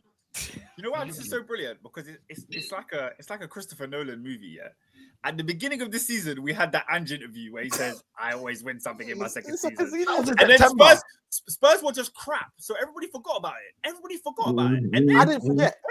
When they won the quarterfinals, I said, "Hold on, do you remember he said this in October?" No, Oscar, rewind. They got knocked out of the FA Cup. They got knocked out of the League Cup. Well, nowhere in the title race. And do you know nowhere near the league. No, but you know what it is? I deliberately was like to myself, like, I'm not gonna get gassed about Tottenham until they're out of everything. I'm gonna hold water with Ange. Mm-hmm. I said this. I was the more and more they kept going through Europe. I was like, oh god. And they're in the final now, and United are United. They're both nonsense, but one of them has looked more kind of like they knew what they were doing in the Europa League, and it's been Spurs. And like you said, Peter, they beat them 3 times already this season. 3 times, man. Like Spurs has beat someone 3 times this season. Yeah, it's looking long. I'll tell you something, yeah? I'm dreading this final with everything in me. I can't even bear the thought of Spurs winning this. But let me tell you something. If Spurs win this final, this podcast is what will get me through that.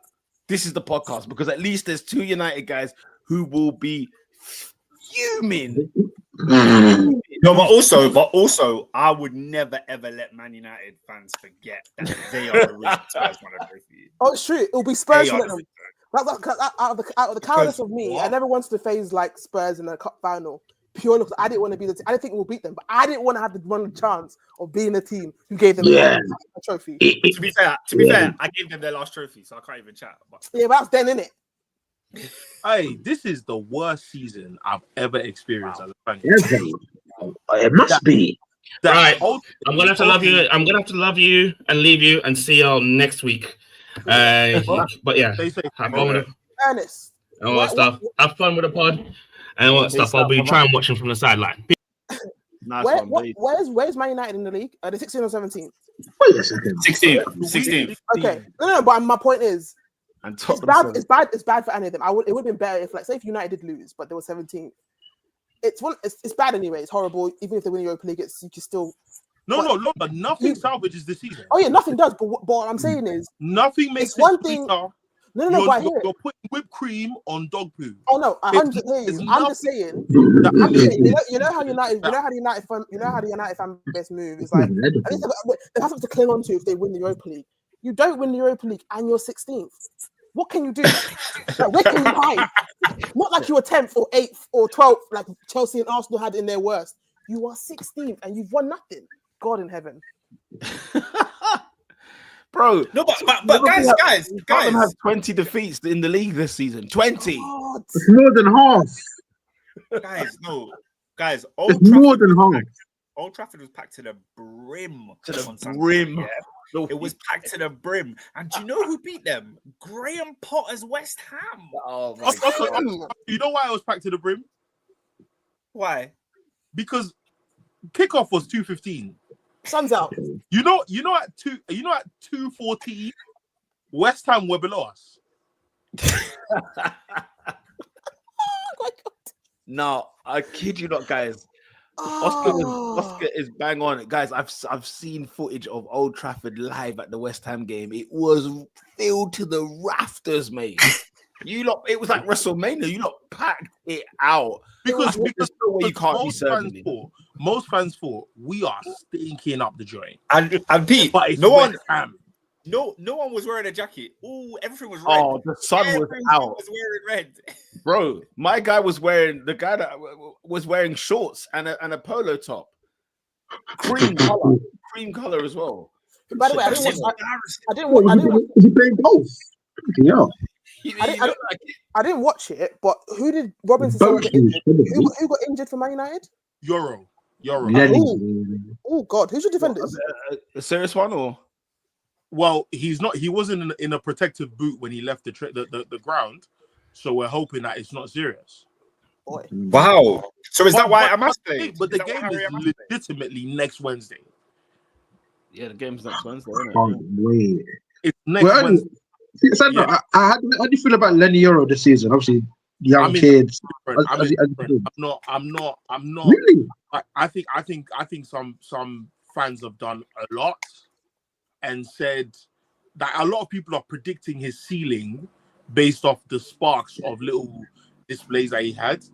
But I'm not moved yet. I'm not moved yet. I think he's had flashes of brilliance. I think he's had some good 70-minute games, but we've given him a baptism of fire, man. Same thing with Dorgu. Same thing with Harry Amas. Same thing even with Heaven. The way they were talking about him. And I'll be honest with you, I'm a bigger fan of what I've seen from Heaven. Oh dear. Do you know what I mean? First of all, his shape up is forever sharp. And then I think it helps. I think, like I said last week, or was in the group chat, it helps to boost your Barclays Premier League type youngsters. It's going to help in the next few years, because whether I like it or not, the Joe Lintons of this world have affected the landscape as far as recruitment. So if you've noticed, Conor Gallagher went to Atletico Madrid. Scott McTominay went to Napoli, and for all intents and purposes, what they suffer in the league is a blessing in other leagues. So you look at physicality, athleticism is a staple now for a lot of signings. Can you physically hang in this league? So I'm more moved by Aiden Heaven than I am Euro. Yeah. I think it helps that Heaven was a midfielder first, so he's just better on the ball. Was he? He's midfielder. I see. Does that mean Euro's been crap? No, Euro's not been crap. I can name you one crap player, Rasmus flipping Højlund. He is terrible. There is no defense of this guy. And the reason, there's other players that I've cussed in the past, and I kind of left them after a while. He amazes me week in, week out, how bad he is. Oh, Nah, you know, I was in church, yeah, worship. Why is my Apple Watch ping? I see Ernest. Hoyland is crap in capital letters. He's bad. is he Oh god. levels on. wise? So no go. Nah, I can't even speak on that one because he was crap. I'm trying to gauge it. I'm trying to gauge it. Sonogo was crap. Sonogo was I can't trash. even- but, I'm the only thing trying going to for him, gauge it. the only thing going for him was that he was black. But apart from that, like That counts. So that puts him it, above it them. counts, yeah. But yeah, Rasmus Højlund is the worst player I've seen at Man United in a long time. He's not. He is pathetic. I like to try and be nice to newer, like younger guys when they're first in the game. They'll do well but I can't. He's not good. He's not Do you good. know how many chances I've seen him miss? Where like the goal that he scored against Bournemouth is the only type of goal he can score. He has to stand in the net.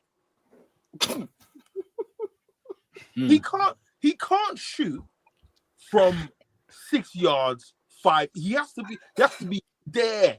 He has to have been there when the linesmen were drawing the lines pre-match.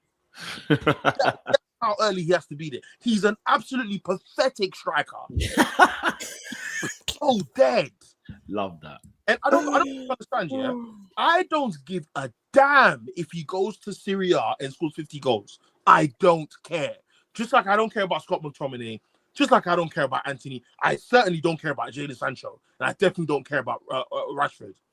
These guys have had more than enough opportunity to bang at this team. Because what's it called? What's the word? What's the word when what is the word I'm looking for? Like Sancho's gone to a club with a good training ground. There's no leaky roof. Rashford has gone to a ground with a good training ground. There's no leaky roof. After what we did to Bilbao, I don't want to hear Betis talk. I don't want to hear Anthony. I don't want to hear none of that. Because you see that league, you see that Spanish league, I'm rating 3 teams from that league. That's it. That's it. The 16th best team in this league beat the 4th best team 7-1. I don't give a damn about La Liga. I don't give a damn about La Liga. We are superior to them, man, there. Apart from Atletico Madrid, Barca, and Madrid. That's fine. I ain't got a problem with that. Going back to this season, you see Ruben Amorim. Wow. I feel like when Simba was on the edge of the cliff, and Scar said, "I killed Mufasa," and then you hear the laugh in the background. I was like, hold on, this guy, I've given him so many blights because I'm like, it's your first season. I can't tell you what game it was, but there was a game where I looked at the subs, I looked at the starting 11, and I thought, hold on, why didn't we start our best 11 here? And I watched game after game after game where the tweaks he's making cause more problems than they solve solutions. A load of there's so many, like West Ham, for example. We have just played on a Thursday. We're not playing at 4:30 on Sunday this time. We're playing 2:15. The extra 2 hours count, yeah. Why are we playing 2 fullbacks at centre back? Why? Luke Shaw has been nothing short of bin juice. When you put the empty sun pride in the bag, it mixes with the old stew that you might have cleaned off the plate. Do you know what I mean? It stews at the bottom of the bag, and if there's a hole, it might leak into the actual liquid itself. That's what Luke Shaw's saying. Oh God, that's what Luke Shaw's saying. He is here as a personal trainer from David Lloyd's. That's all he does. Flip it out. Luke Shaw has done nothing good. Luke Shaw's not given a cross. Luke Shaw's not won a foul. Luke Shaw's always, in the words of Arteta, is reaction, not action. That's a good one, isn't it? No, reaction. It's too late. And the thing is, I think my biggest issue is Manchester United football fans. Not even a club. the football fans, because How come? no, guys, I have to argue on a weekly basis how bad this season is. Because guys, I'm not trying to spread propaganda. Like, I'm not trying to give you guys some Hamas infused news that gives no spotlight on Israel Defense League. I'm trying to give you lot the real. I don't give a damn. Yeah, I understand. I don't give a damn. Manchester United football fans, I swear to you guys, the most intellectually inferior fan base in Europe. I swear to you guys. They genuinely believe, guys. They genuinely believe that the season is saved by the Europa League trophy. That we're not guaranteed to win. Against the team we've lost 3 times to this season. Against the team we've lost 3 times. We're not playing Bodo Glimt. Bilbao. We're not playing Bilbao. We're not playing Porto. Lyon. We're playing a team who I think this is what they call the irony. God is laughing. There's one team who's lost 20 times. They've lost as many times as Manchester United have won titles in one season.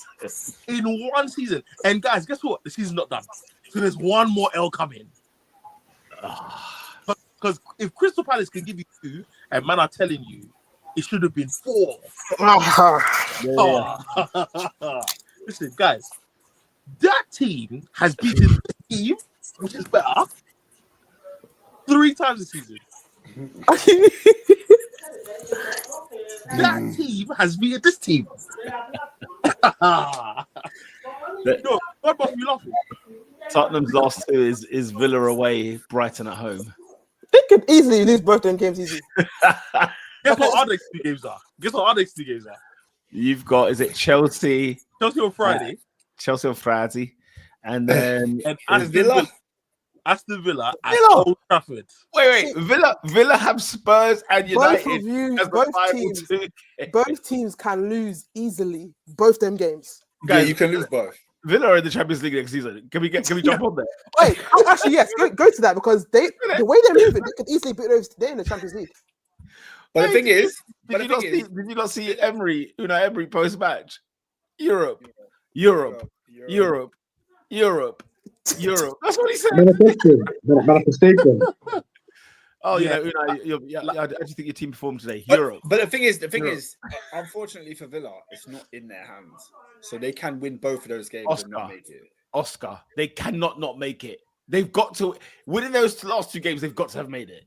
They've got. Wait. Before, what's their points? Because if say like Arsenal beat Pete, pull up the table.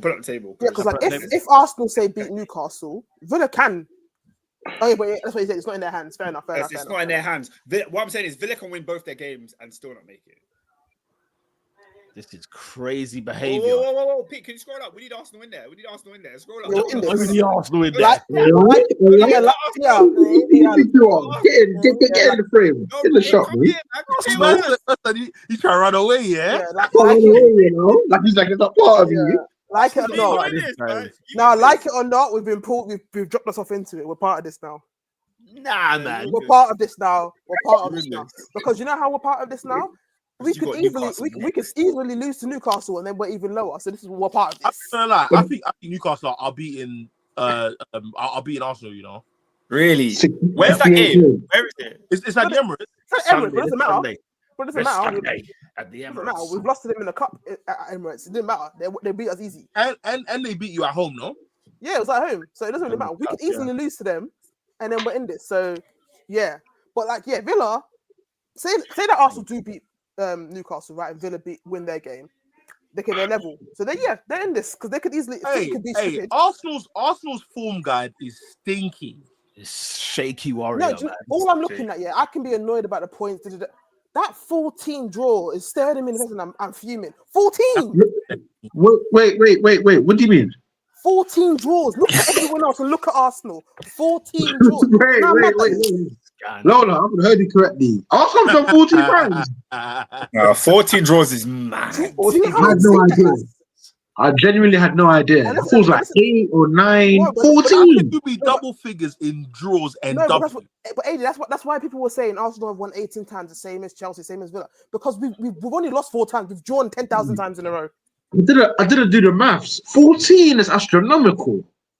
1-4. Out of 38 games, that's the percentage. I don't know. It's a lot. It's almost half. It's a good Yeah. 35, And 38%. like a good chunk of them are when we were winning and we got pulled back in. Yeah, we've lost the most points from leading Winning this position. season 14. in the league. That is disgusting. I had no idea. Like I say every year, the race for the top 4 is just full of bang average teams, man. It's everyone's moving ever. It is. You know what? Serious. Honestly, it is, and I've not agreed until this year. Like, it is true. The top 4 race is just nasty. It's It's just bang pointless. average teams, man. It always nasty is. work. It always is. Okay, in your opinion, guys, yeah, from this table that you're seeing, who is going through, man? Who is making the Wait, top Pete, five? Pete, Yo. can I just because there was a clash on Oh, Sunday. of course. 6 point. There was a clash on Sunday, and I need to discuss what happened at St James's Park because it was a disgrace. First of all, yeah, Newcastle United. Shout out to them as a club. We're going to talk about clubs in it because certain clubs go to Champions League semi-finals and put out disgraceful tifos, yeah, where the cannon is half there and you just look ridiculous, yeah. You know what Newcastle United did? They said It was Sunday, uniron. 12 p.m. kickoff. Everyone that enters St. James's Park in the home end is getting a free beer. That's what they did to us. That's what they did. They gave everyone a free beer. So that stadium was rocking. Midday, that stadium was rocking on a Sunday afternoon, yeah?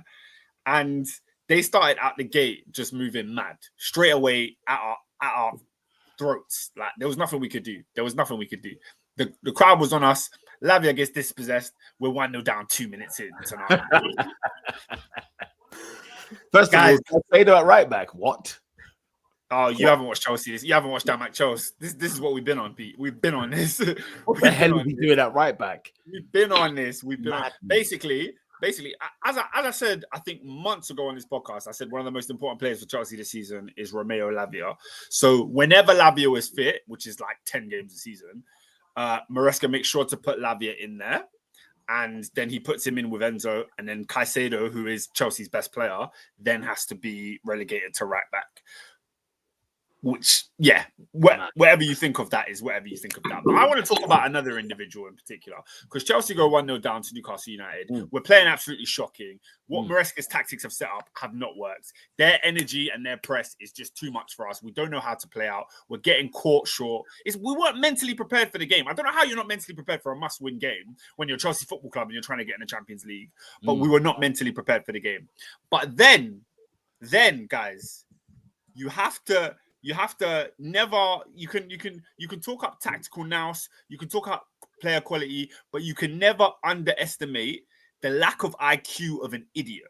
Yeah, because an idiot will cost you a game sooner than tactical nous and player quality. Cost you a season. Sooner than any of that. And this brother Nicolas Jackson is one of the dumbest centre forwards I've ever seen. Yeah. Now, fair enough. We're playing against Newcastle. Them man are physical. They want to rough and tough. We know what that's like. We know Bruno Guimarães. We know what that's like at St. James's Park. So he said, let me go band for band and be physical too. There was one moment the ball gets lofted in the air. Jackson throws himself into a centre-back. And I said, what is he doing? Because I could see he's nowhere near the ball. The referee didn't give him a yellow. The referee just plays on. But instantly, I'm like, this Jackson guy is dumb. 2 minutes later, he hasn't learned his lesson. Ball over the top from Sanchez. He has a running elbow, guys, into the head of, I think it was Dan Burn. I can't remember who it was. Referee gives a yellow. You would have done well to get that, right? He meant it. As soon as Sven Botman, sorry. Sven As soon as I Botman. see the replay, I said, he's off. Whoa. He's off. So if Chelsea don't make top 4, Nicolas Jackson cost us top 4. And I am so sick of Jackson because this guy was linked to Bournemouth before we bought him, and he's a Bournemouth striker. That's what he is. How on earth we've gone 2 seasons with this guy as our number 1 guy leading the line? Last year he scored 14 goals, fairs. This year, has he even cracked 7? Has Jackson even cracked 7 league goals? He's starting the season hot though. Where? He was scoring goals. He was scoring goals. What? Which goals? Tell me. Oscar said, which goals? Because last season I gave him so much stick, yeah, and this season I just shut my mouth because He scored 10 goals this season, 5 assists. in the league, Yes, sir. 10 league goals. Fairs. Yes, 10 sir. league goals. Still not enough. It's still poor. It's still poor, Not but enough for Chelsea to be in the top 4. Guys, we're 5th. 36 games played. We're 5th. And the only reason we're 5th is because Nottingham Forest don't know how to win a flipping derby. That's the only reason we're 5th. Like, oh, man. So the rest of the game, in fairness, once Jackson went off, I thought we were going to get battered. I thought it was going to be 3 or 4. I thought we were done for. But the second half performance, I don't know if Maresca was on the Arteta vibe of just shouting at these players. But in the second half, they bucked up their ideas and actually started playing football. And with 10 men, we caused Newcastle more damage than we did with 11, which is a flipping joke. Yeah. I don't understand why it took that long for us to get going. But in the second half, we actually put in a decent performance. But how can you put in a decent performance with no striker, no focal point, no tactics that are going to break down the opposition? And really and truly, a draw would have been a decent result for Newcastle. So they had no onus to come out and get us. They had nothing there. We tried and tried and tried, but with 10 men at St. James's Park, it's a long day for any team. It's a long flipping day. Oscar, how much do you hate Bruno Guimarães? Because, my God. I don't hate him. I don't care about him. He pissed me off so much in that game. it's such a wily, Larry, Little rat. over physical rat. You just want to wrangle his neck. I know you do. Like, if I'm backing Enzo in a fight, that's when you know you're a moron. But Because Enzo's a tool. So if you're backing him, the other person's a piece of work. But you know where I am? Do you know where I am with Chelsea? I'm out with Chelsea where I can't blame any other team. I can't look at any other team and say this should have happened or that should have happened. There was a moment where Enzo Fernandez gets brought down by him in the box. I don't care. Chelsea are their own biggest enemy for real. 100%. We're our own enemies. I see Maresca come out in that salmon pink jumper. I said they're not ready for the fight. It's true. Peter, people don't think about these things, but the optics they matter, bro. Why are you wearing salmon? I look at the attire first and foremost of the manager. When you're in salmon pink, he's going to like he's going to a teddy bear's picnic. What's he playing at? Go put some black on. Still to watch the sunrise. Flamengo. So guys, Chelsea have 2 must-win games. One of them is at home to Manchester United. Luckily for us, it's what, like 4 days before they go and play in the Europa League final. That is a must-win game for them. So there's hope there. They're dropping everyone. But it doesn't matter. It doesn't matter that Manchester United have lost 16 games or however many games you've lost. It doesn't matter. When in the last 10 years, when Man United have been in the gutter, you can count the amount of times we've beaten them. You can count it on one hand. Yeah. We never seem to get the job done against Man United. And for the first time ever, I heard Maresca come out in the press conference and say, this is a must-win game. I don't want to hear... Because knowing this guy comes out afterwards and goes, it was a good point. It was a good point. There's no good points against Manchester United, who are 16th. There's no good points. At a time like this, there's no such thing as a good point. Man United, your last home game? Last home game, yes. I'm trying to get a ticket, but no luck so far. And then the final day of the season, guys, we go away to Forest at the City Ground. I don't believe these guys have the mental fortitude to win that game. And guess what? Guys? We have to do both of those games without Nicolas Jackson because he's a flipping moron. Oh, yeah, he's missed the rest of the season. Labby, that might be a favour. That might be a favour. Clown behaviour, man. Tell me who Chelsea Football Club are playing up front. Wait, hang on a second. Oscar, what with all this money, what you ain't bought Lions? Guys, no. It's Adrian.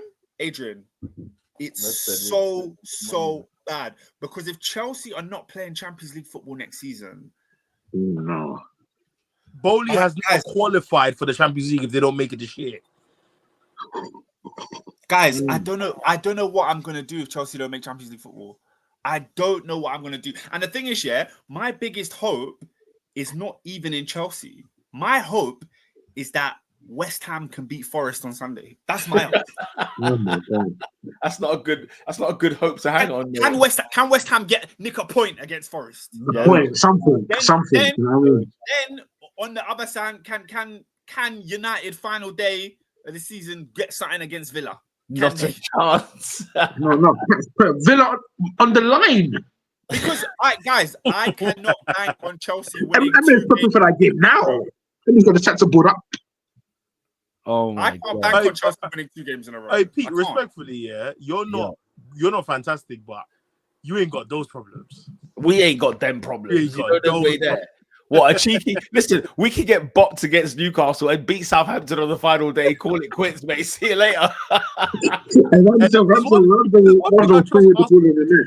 There's one thing I trust Arsenal to do.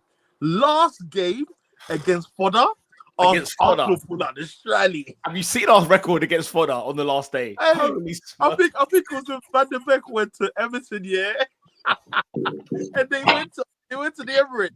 It was like 5-1. Bro, Wolves held 5. Everton held 5. We gave Burnley 3 away. Teams hold court on the final day, bro. They hold court. Because Arsenal hold last game of the season against small teams.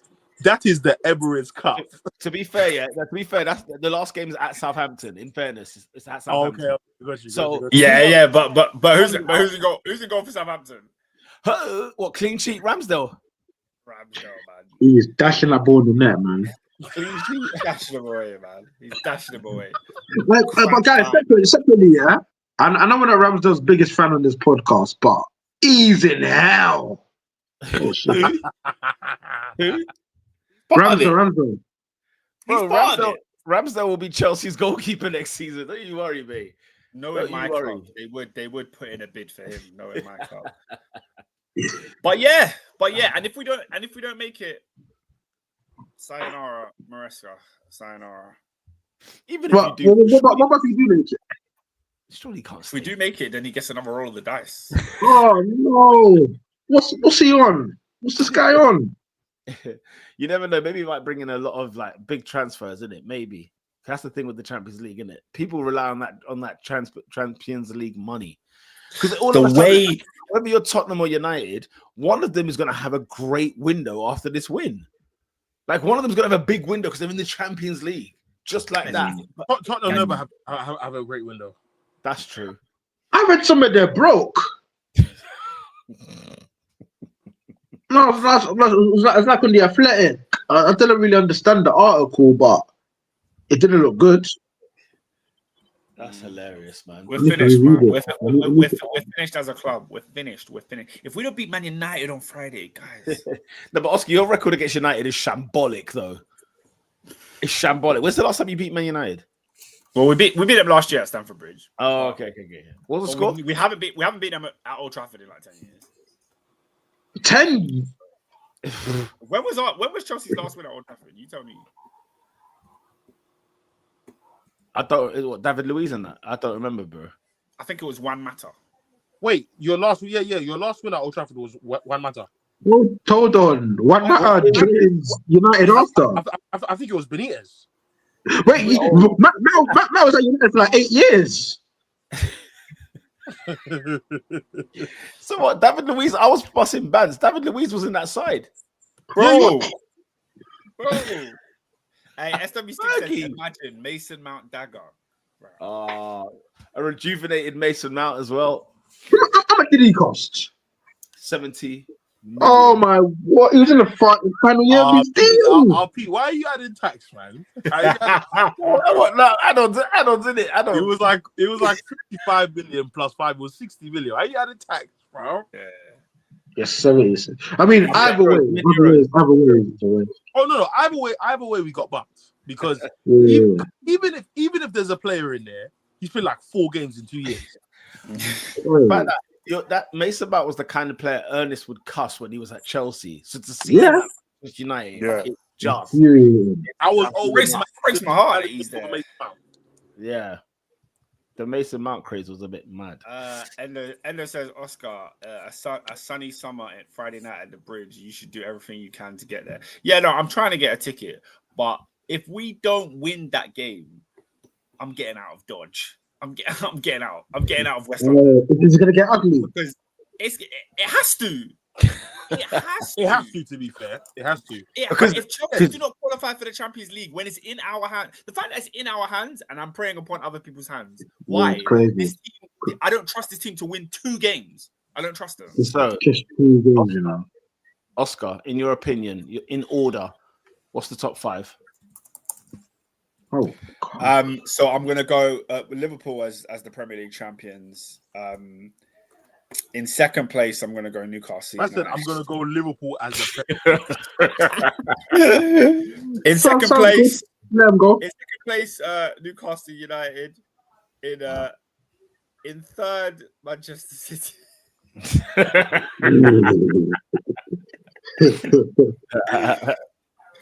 Arsenal fourth. Wow, Oscar's on that copium, bruv. Lola, what's the top 5? I don't know. I told my friend before when I kind of zoned out, I was like, I don't see Arsenal winning the game until Southampton. So whatever position that occurs from that is what's going to happen. AD. You know what? Newcastle second. Arsenal. Although, actually, no. You know what? Although, do you guys think Arteta's put a rocket up your man's backside? Pause. But do you think like you're galvanized now, like that whole promo? I genuinely think so. But the thing is, I think we've got injuries now as well. I think did Trossard have a little hammy? Sorry, what? Trossard got injured? I think so. This how What's the hearing about a new 4-year deal? This is why I don't get. This is why I don't get gassed. I don't get gassed about these new directors coming in. Show me your worth. If I see both, no, because if I see Trossard and Partey new contracts, I don't care what you bring in. You're a nonsense. Yeah.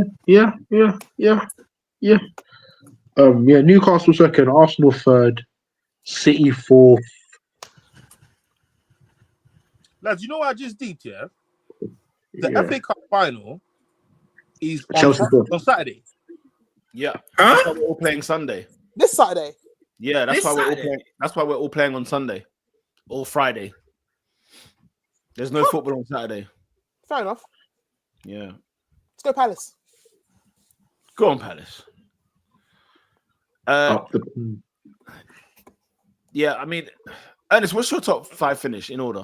That's what I was thinking about because I thought City had like easy fixtures and stuff, yeah. But they've got they did. That's a punching. They got Bournemouth and Fulham. Yeah. Which I think Fulham's at the beach. I think that would be a W, and it's away, so it's techie. Bournemouth could be at the beach.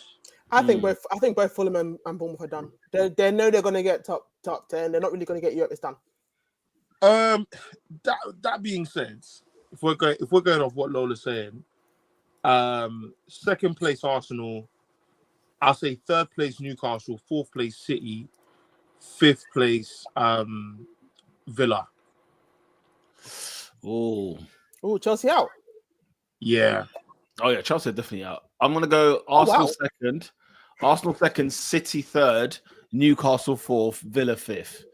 Oh, I must have missed it. Who are Chelsea playing their next 2 games? Man United and who? We have Manchester United and then Forest. Forest away. I think you beat Forest personally.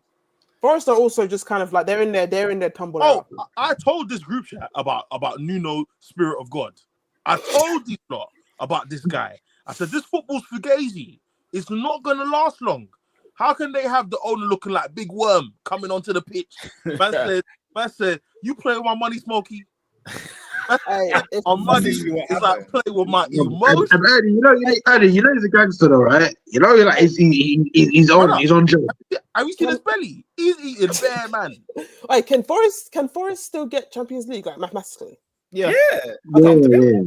Yeah, 2 points off. so then I don't think they're going to. But if they don't, Nuno, find another club because you're not staying next season.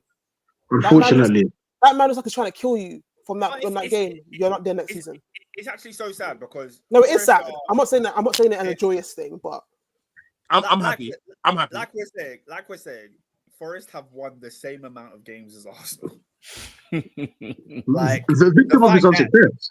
But like I said it when I was annoyed about it. It's not it is the wins, but it's not the issue. Our issue is the draw. 14 draws. No, but like we're not talking about Arsenal. We're talking about Forest. Okay, yeah. Thing is, though, he was right to have a word with Nuno. In all honesty, yeah, I know he was a lot of stick for doing this sort of stuff, but you know why he came out there? Because he's asking him, why have we got my centre forward who can't walk on the field? He's literally busted the gut to run the whole length of the pitch, and he's done a Philip Babb, except Taiwo. Yeah, Taiwo Awoniyi. Yeah, He went straight into the post. Straight rib cage straight into the post. Yeah, the guy's out, knocked out. for Sean Massey then to flag after the event. Thinking flip sake. Look at the avoided this. Sean Massey done him Sean dirty. Massey been in the game for years, though. Hey? Yeah, I know. When I saw Sean Massey, I said, "Bro, you're still about, yeah." Fair. Yeah, man. She's Like 14, that's like 2011, 2010, no? That whole Andy Gray thing.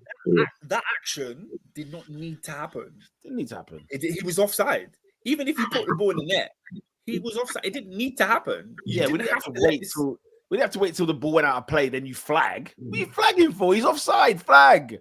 Anyway, so my man's obviously got like it's like Triple H has put a sledgehammer to his chest. He's out. This guy's done. 3-2 now. He's there. He's communicating with his physio. He's telling the physio, bro, I'm done. Like, I'm finished. I can't continue. Even the way he's walking, wincing every 2 minutes, man's on his back, laying down. He gets up, then he's on his knees. Then he gets up and walking again. He's clenching his stomach. Guys, read the room. 2-2s then. What does Nuno do? He brings on the fake Jack Grealish for Elliot Anderson. I'm thinking to myself, hang on a minute, you've got a bloke over there who can't walk. He can't walk. And you're bringing him on. And then Nuno's asking him, hurry up. Telling Taiwo, hurry up. I've been looking at this guy. I was like, are you all right? Listen, if I was Marinakis, I'm down there. I'm down there with him. I'm asking. With the banner? I'm saying, why? Two things. With a burner, you know. Two things. Why But have man, we you thought he was on Greece. Maniac.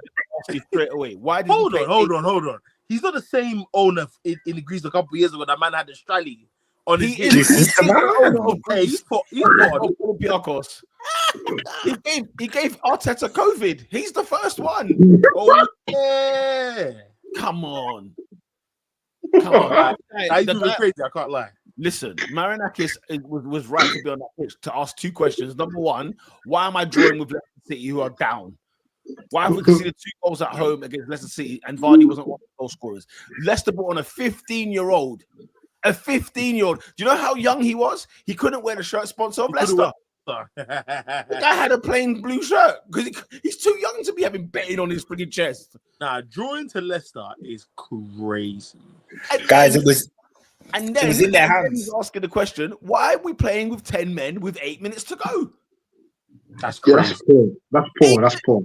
Nah, man. Marinakis, bro. You see him? I hear it still, bro. I hear it still. Your mate Gary Neville going on about how Nuno should hand in his resignation. You're a moron, man. But you know what? You know English pundits are dramatic, man. Such a moron. Yeah, I hear it. Carragher said that Conor Bradley's the best fullback at the club. But why is Carragher such a weirdo? Why is he such a weirdo? He's got these weird situations, isn't it? How to feel. I don't like him at all. Like my whole vibe is because my whole vibe has always been I've not been a fan of Gary Neville, but Carragher seemed fine. Over these last few years, at least personally for me, the level of just like nonsense and crapness and just dumbness that comes out of him is insane. You know what? You know what I hate in football? The opposite is man who think they're smarter than they are. Like, Yeah. you want to sound intelligent, so you want to have the crazy take that sounds like it's because for him it's off brand. The thing about Gary Neville is a Boy Scout. Gary Neville is a teacher's pet, and he gives you that that's his brand. He gives you that consistently year in, year out. Carragher started off like I think he was the best pundit on Sky Sports for a long He's time. amazing. Yeah, maybe even still is. Maybe even he still And is. it got to his head. That's what happened. It could have got. It No, got to his head. it got to his head because he Like giving the time that they wanted. Because finally he escaped, man, took Monday Night about- Football to another level, and he thought, yeah, you know 100%, what, fair 100%. enough. It was like the right one. We used to miss Gary Neville on Monday Night Football. We don't anymore. I still do. And he finally escaped, like spitting on the little girl Mm. and the Suarez shirts. So he thought he's gone to the other side. Man's done a whole 180. And when he starts with Brando point, if we got off scot free, you know, and it's like doing from the low. Facts. Do you know what I mean? Man went from man said I've changed my name from Hermes to every different delivery brand, yeah. But it's like you're still coming up with takes. I'm just like, you tell Arsenal fans that you don't when man tell football fans how to feel and stuff like that or whatever. But then 2 weeks later you're talking about what Liverpool fans should do and shouldn't. Then I'm like, bruv, are you like what's going on here? Do you know what I mean? I think he's become a weirdo. I'm not gonna lie. I think he's become strange, man. And then he's very different on CBS. He's very different. He's a wet wipe, man. Obviously, the man are cultured, isn't it? And it's hard to be because the only thing going for Carragher CBS is that he's got more Champions League trophies than Micah Richards. Because Micah Richards is a better character. He's a better talent in terms of punditry. He's actually a good pundit. He can actually talk about football. Don't look at he can. He's just a bit of a mentor. He's not insightful, but he's what he says on the tin. Jamie Carragher can't. It feels like Jamie Carragher's always wrestling his Liverpool bias. It feels like he's always wrestling it. And I'm like, bro, if you're gonna be biased, innit? Nah, I like that. Because Graham Souness was. McManaman is always biased. Souness was a raw one, you know. Big him up. Souness was always biased towards Liverpool. That's fine. Rio Ferdinand's always biased towards Man United. Do you know what I mean? Oscar Hayes Black pundits.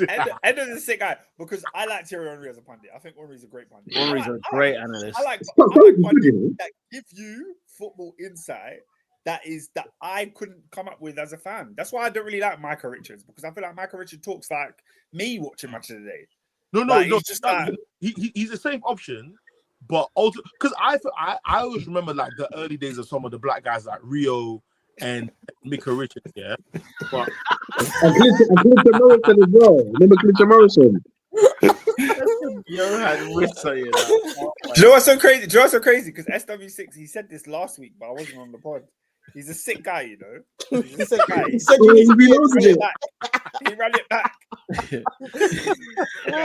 What's the streets in the reload? So but it's like Micah Richards, whilst he might not be the most intelligent when it comes to analyzing stuff, he can still talk about football. But also, I like watching him. If you can't be like the best analytical, best whatever, you've got to be entertaining. That's Micah Richards. Carragher is for me neither entertainer and is not like Thierry, and he's just kind of a vibe. Nah, I disagree. Carragher's entertaining. No, he's not. What's entertaining? What's entertaining about him? He used to be. He's not as because now literally the last couple of Super Sundays, he's dropped a one-liner to think like, you know, this is what's gonna bring views. If you know what I mean, I think he's playing up.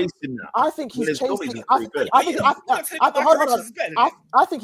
Hear what I said though. I didn't say he's like more intelligent about how. I'm saying the entertainment value. I think Michael Richards is just clear. I think Carragher is playing up to the social media aspect of things. He wants to be 100%. the talking point. social media too. Yeah, he wants to be that guy. But this is why I say, like, when he's on CBS, you got Henry is got the kind of just determined aura and he's smart. And it's good to watch. Michael Richards is entertaining, give you here and then he's like the butter joke and it's funny. Obviously, I forgot her name. My girl. Kate Abdo. Kate is smart, she's fun, she's beautiful, whatever it is. But Carragher's just the white guy.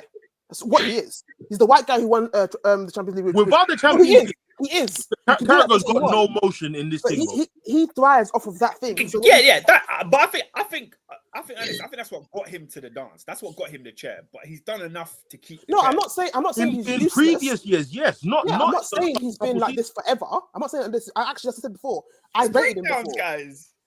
Like, for example, when he does Monday Night Football, if he ever talks about Chelsea, I always go and watch it because I'm like, I want to hear what he thinks about. I what's going don't on. because I think I agree.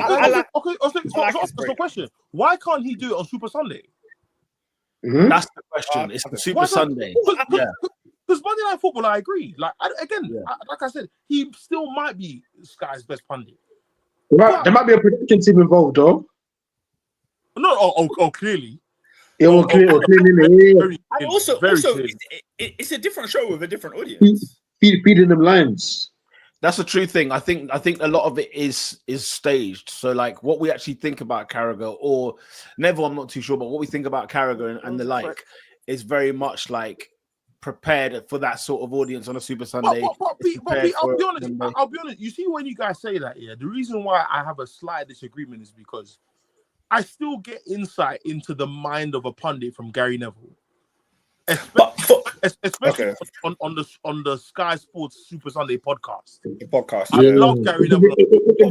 But honest, for me, Gary Neville has declined. No, he's absolutely. But Say that again. For me, Gary Neville is the one who's declined. Not yeah, Gary, his mental He's burnt out. He's working too much. It's the United the way United be going down. He's been lost. Yeah, United as well. United hasn't helped. He's burnt out, man. Neville has just Oscar, emotional. Everything Oscar, Neville does now is emotional, whereas before he actually used to give you football like talk. Mm. Yeah, I definitely agree with Oscar on that. And I think what also adds to that, on the overlap, Neville is, I don't know what the hell's gone on over there. I don't know what's going on over there on the overlap because It's already got a group chat. Yeah, it is a group chat. Don't get me wrong. It is. But I think we're getting so much more content of those guys. Even Keane, because Keano we used to like because we got him once in a blue moon. He'd throw a punch and then you'd be like, okay, you know what? He just as it is on the tin. Now, still box office, right? He's still funny. Listen, not that he's not box office, right? But now he knows he's. I prefer. I saw his daughter on there the other day. Say again. I saw his daughter on there the other day. I don't know. Yeah, I know what the hell's going on. Yeah, she was promoting cereal, man. You get me on the health thing. Yeah, I feel like Keane is not 100% this, but Keane gives me old man shine at the moon vibes. He's fun to watch. He'll do a yell. He'll sit there and complain. I'm not saying it's crap. Lola, I'm just saying I don't particularly. Do you watch the overlap, Lola? That man annoy me. No. I think Keane, ever since I started watching the overlap, I understood Keane a lot more. Because I think on Sky Sports, he used to just say, win your duels, tackle, run, and just do. Like, he used to just be typical Yadar. But then when I started watching the overlap, I kind of got more of his mindset just generally. That's fair. I can't watch it's less like clickbait, and it's more like, I hear you. Principle. I hear you. I just can't rather watch Roy Keane than Ian Wright. Yeah, I just can't watch the overlap because bar Ian Wright, I don't like any of them. I don't mind Keane, but I despise Neville.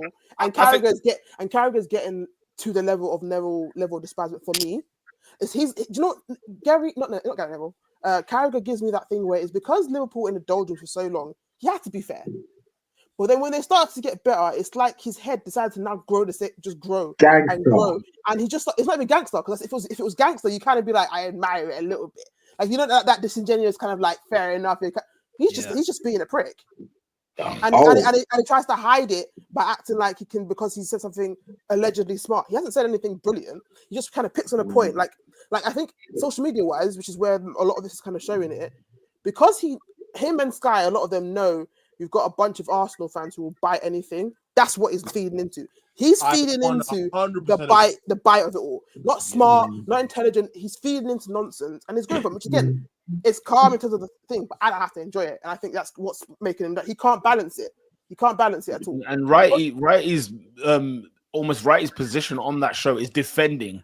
It's just forever having to just defend Arsenal. It's like flipping out. Can we actually have let's have some a good insight. Whichever, yeah, you know what I'm saying. So anyway. We can banter, we can banter, but can we just? But also I think in terms of part of Sky Sports, and I think the best pundit that you have right now is Sturridge. But they won't give Sturridge his flowers because Sturridge is too black. It's too flamboyant, or black. The way he. He's good. I'm like, I always look at Sturridge like the way his presentation. I'm like, bro, can this work on Sky? Because his trim is forever. Man had the dangling earring, the Paul Pogba jacket. Yeah. Do you know what I mean? And he's The Prince thing. got the Prada jacket with the Prada pouch. And that's I'm what like, I mean. This guy looks like he's going to a show. You don't Like, the fedora hat on. don't get me wrong. What? When I say too black, I'm like watering it down to the bare minimum. I'm saying, but yeah, his vibe with his intelligence. No, I think it's a good point, though. Put him on CBS. Oh fire. my God. No one's gonna care. Same thing. No one's gonna I care just- that he might be a little bit flashy. Here, people look at his looks and know what he's saying a lot of the time, and he's saying a lot of stuff that makes sense. But he's too stylish for them. He's too. You know what? Urban. It won't work. I'll credit Sky for that. Shall I tell you why? Because it's one thing to have him on a guest, one hit show, and done. They're getting him there regularly. Pete, your mic is coming in and out. Your hand is in the way. Whoa. How's that? Any better? It was your hand that was in the way. I genuinely think that Sky are almost showing like a way of like they're breaking that mold in it of what it used to be, what the punditry used to be, where it was, let's just say, middle-aged white men that were on there, and now it's a case of what's the street saying, what's social media saying, and also how do we keep the guys that were there before? So you get that mix now of, because Carragher's crowd and Neville's crowd, it seems to be the older lot. Then the middle ground is like, Mika's is like the social media, same with Sturridge, people like that. And soon, before you know it, don't be surprised. There'll be a social media influencer on that show one day. I know they've got Saturday socials already, but like, even like early in the mornings, they've got like flexes on there. Yeah, a couple YouTube men are on there. Do you know what I mean? I can't lie. I rate all those guys what they do. I'm not trying to see them on any of them like as a full-time pundit. A lot of them do what I annoyed. I'm not trying to see it. I get what you mean, because it's almost like let Sky have that lane and be there and do that, and then let our guys go ahead and do whatever they. Because even when I see like people on Talk Sport, I'm like, okay. I don't care about Talk Sport. No, but I think there's clear there's a clear line that separates like Endo just said, like Liaz. I think Liaz is actually one of the better analysts. No, he's good. He's very good. I don't want to see him there. I don't want to see Saeed. I don't want to see fans who are emotional. I'm not trying to see like respect to what he's done, Troops and them, man, or a lot of the guys on like Arsenal fan TV. What's not Arsenal fan TV? But can you imagine? You know that fan, the annoying one that gets people like, even though I know him, Mo, for example, when they start getting people who get like traction on Twitter.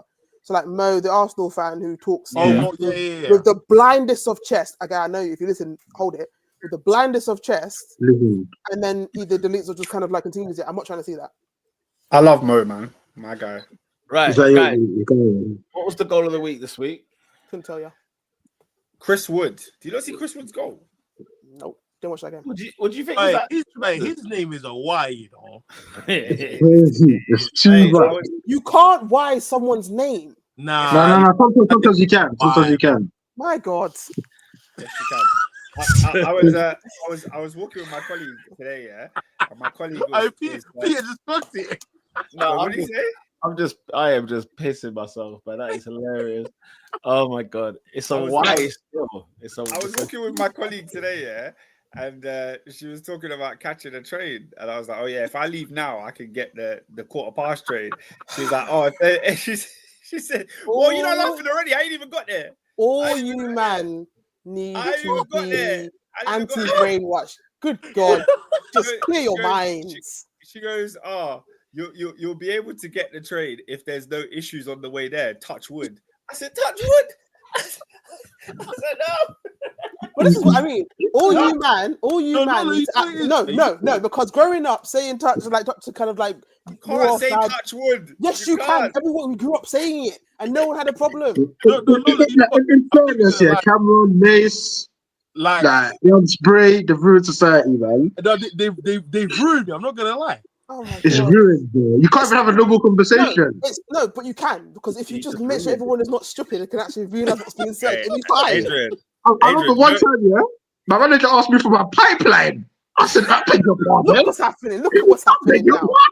Jesus. Come on, that was ridiculous, man. Come on. You man, just decolonize your mind, my guy. Wait. Adrian, what industry do you work in? This was recruitment. You work in recruitment and you're mad that Trent's getting a new job. Ain't that crazy? Oh my god! Yeah, it's sick. Hold on. What, listen. Listen.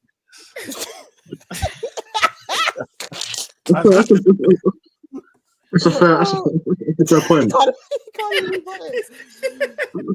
That's a fair point. Man said I'm in recruitment and he's mad at Trent getting a new job. That's mad. I can't lie. That's mad. Right, what's the goal of the week? I think blah, blah, blah. Whose goal was it? Someone scored. Was it Buonanotte? Somebody scored a nice little. Oh, Buonanotte did well. Yeah. Little cheeky. Endo, you might need to. Endo's got a hot take of the week. I find expressions jarring. I see him on TalkSport and I just cringe. Do you know what? I understand. Sometimes it's just not for me, but he is box office. Like, you know what he does? He needs to just have shorts, just a YouTube short, because all I need is that first. Is it a minute or whatever it is? When he goes, and when the intro hits, I sign out. Yeah. Do you know what expressions is like to me? He's kind of like Eminem. Like, you can't deny his talent, but if someone said they don't want to watch it, I'd be like, fair, I get it. I get it. That's actually you can't deny the talent, but if you don't want to hear it, you know what as well though. But you know what as well, guys. You know what as well, guys. Tottenham have 20 L's. Like, you've seen 20 rants. Yeah. And at this point, you just said, you know what? Yeah, I'm tired. Yeah. Oh gosh. What's the difference between number 7 and number 16 and number 20? You know what I'm saying? Like, if they lost 10, like normal, right? Then you might every other month you might get a funny but bro, every match day is him ranting. Yeah, you can't rant that many times a season. There's more rants than not. There's more rants than not. Yeah.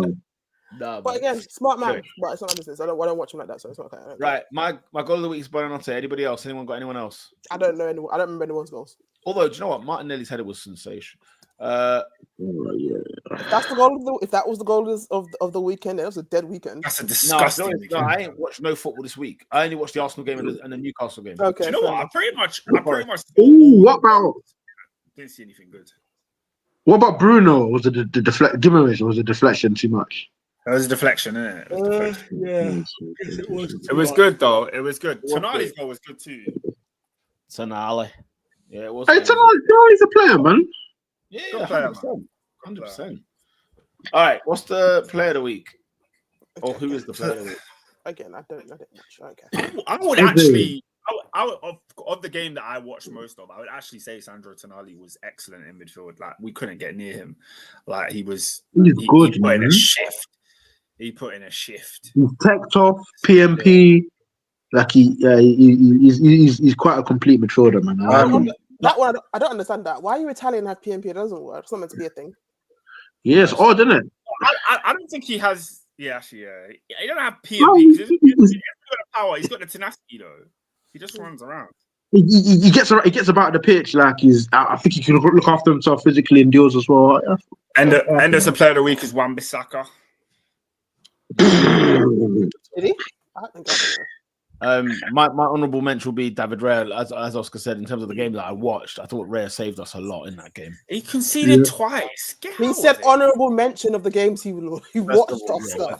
Relax. He picked the ball out of his net twice. Relax, Oscar. Yeah, he said honourable mention. He should have taken it out 6 times. Liverpool battered that goal.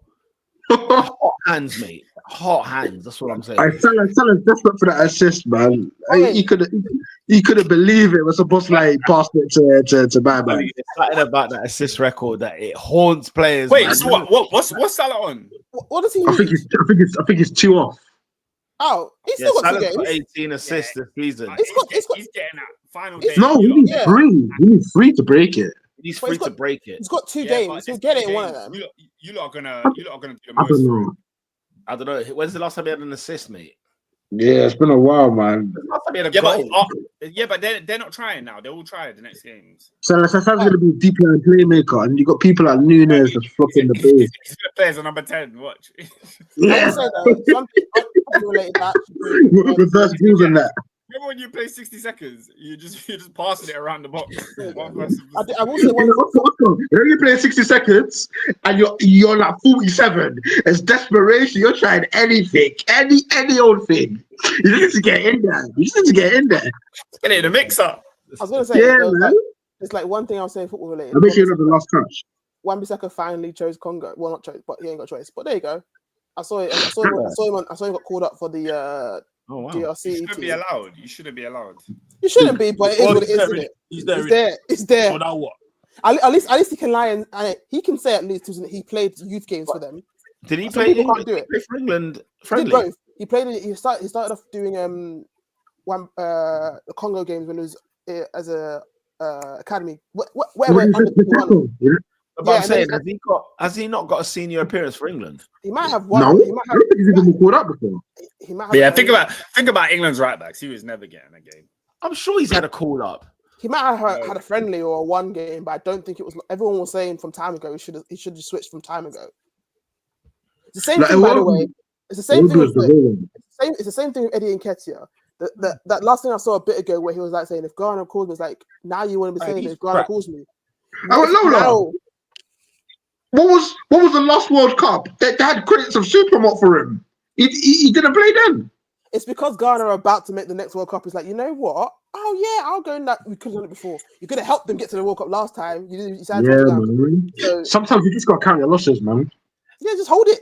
For sure. Like, Guys, look at that. Look at that. Lookman got the Africa Player of the Year, was winning Europa Leagues, been playing for Nigeria for time. Sometimes change of scenery might help you.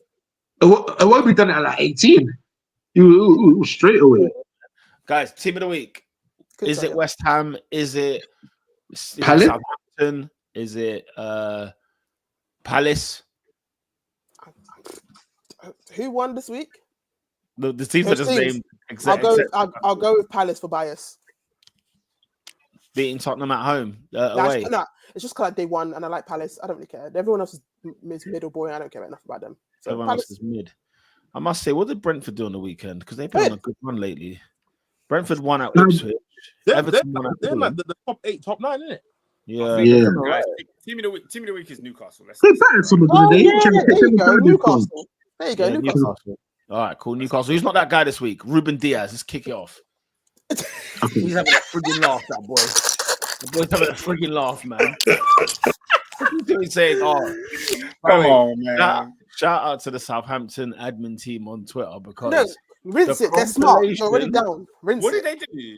bro, they took Ruben Diaz's interview in it, yeah, saying like Yeah. basically, you know, sometimes they didn't want to play the game, they didn't want to win, they didn't want to do this.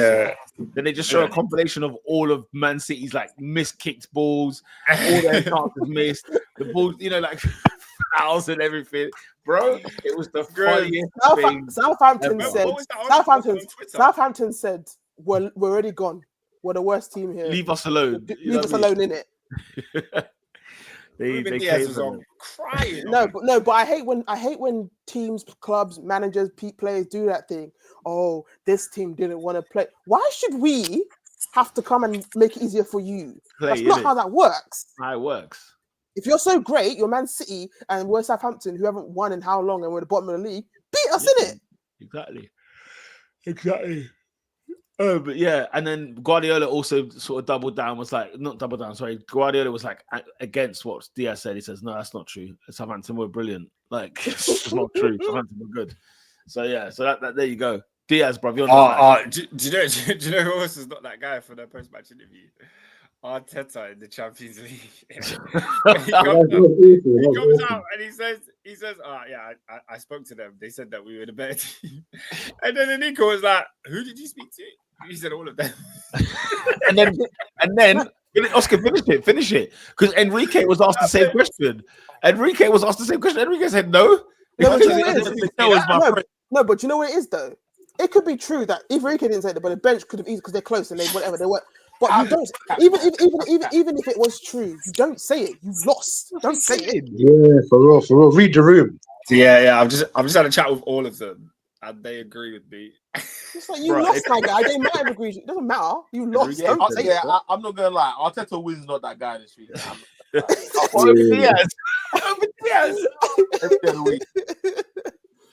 But guys, there's this geezer, yeah. I don't know if he could get Player of the Week or not. That guy, Danny Welbeck, was 35 this year, right? Oh, I've seen Is it the stat. first time you scored 10 or something? That is, I saw that. Crazy thing. What? I couldn't believe that. I saw that. I was like, "Are you serious?" I think that's what that guy was, you know. Like, I love that.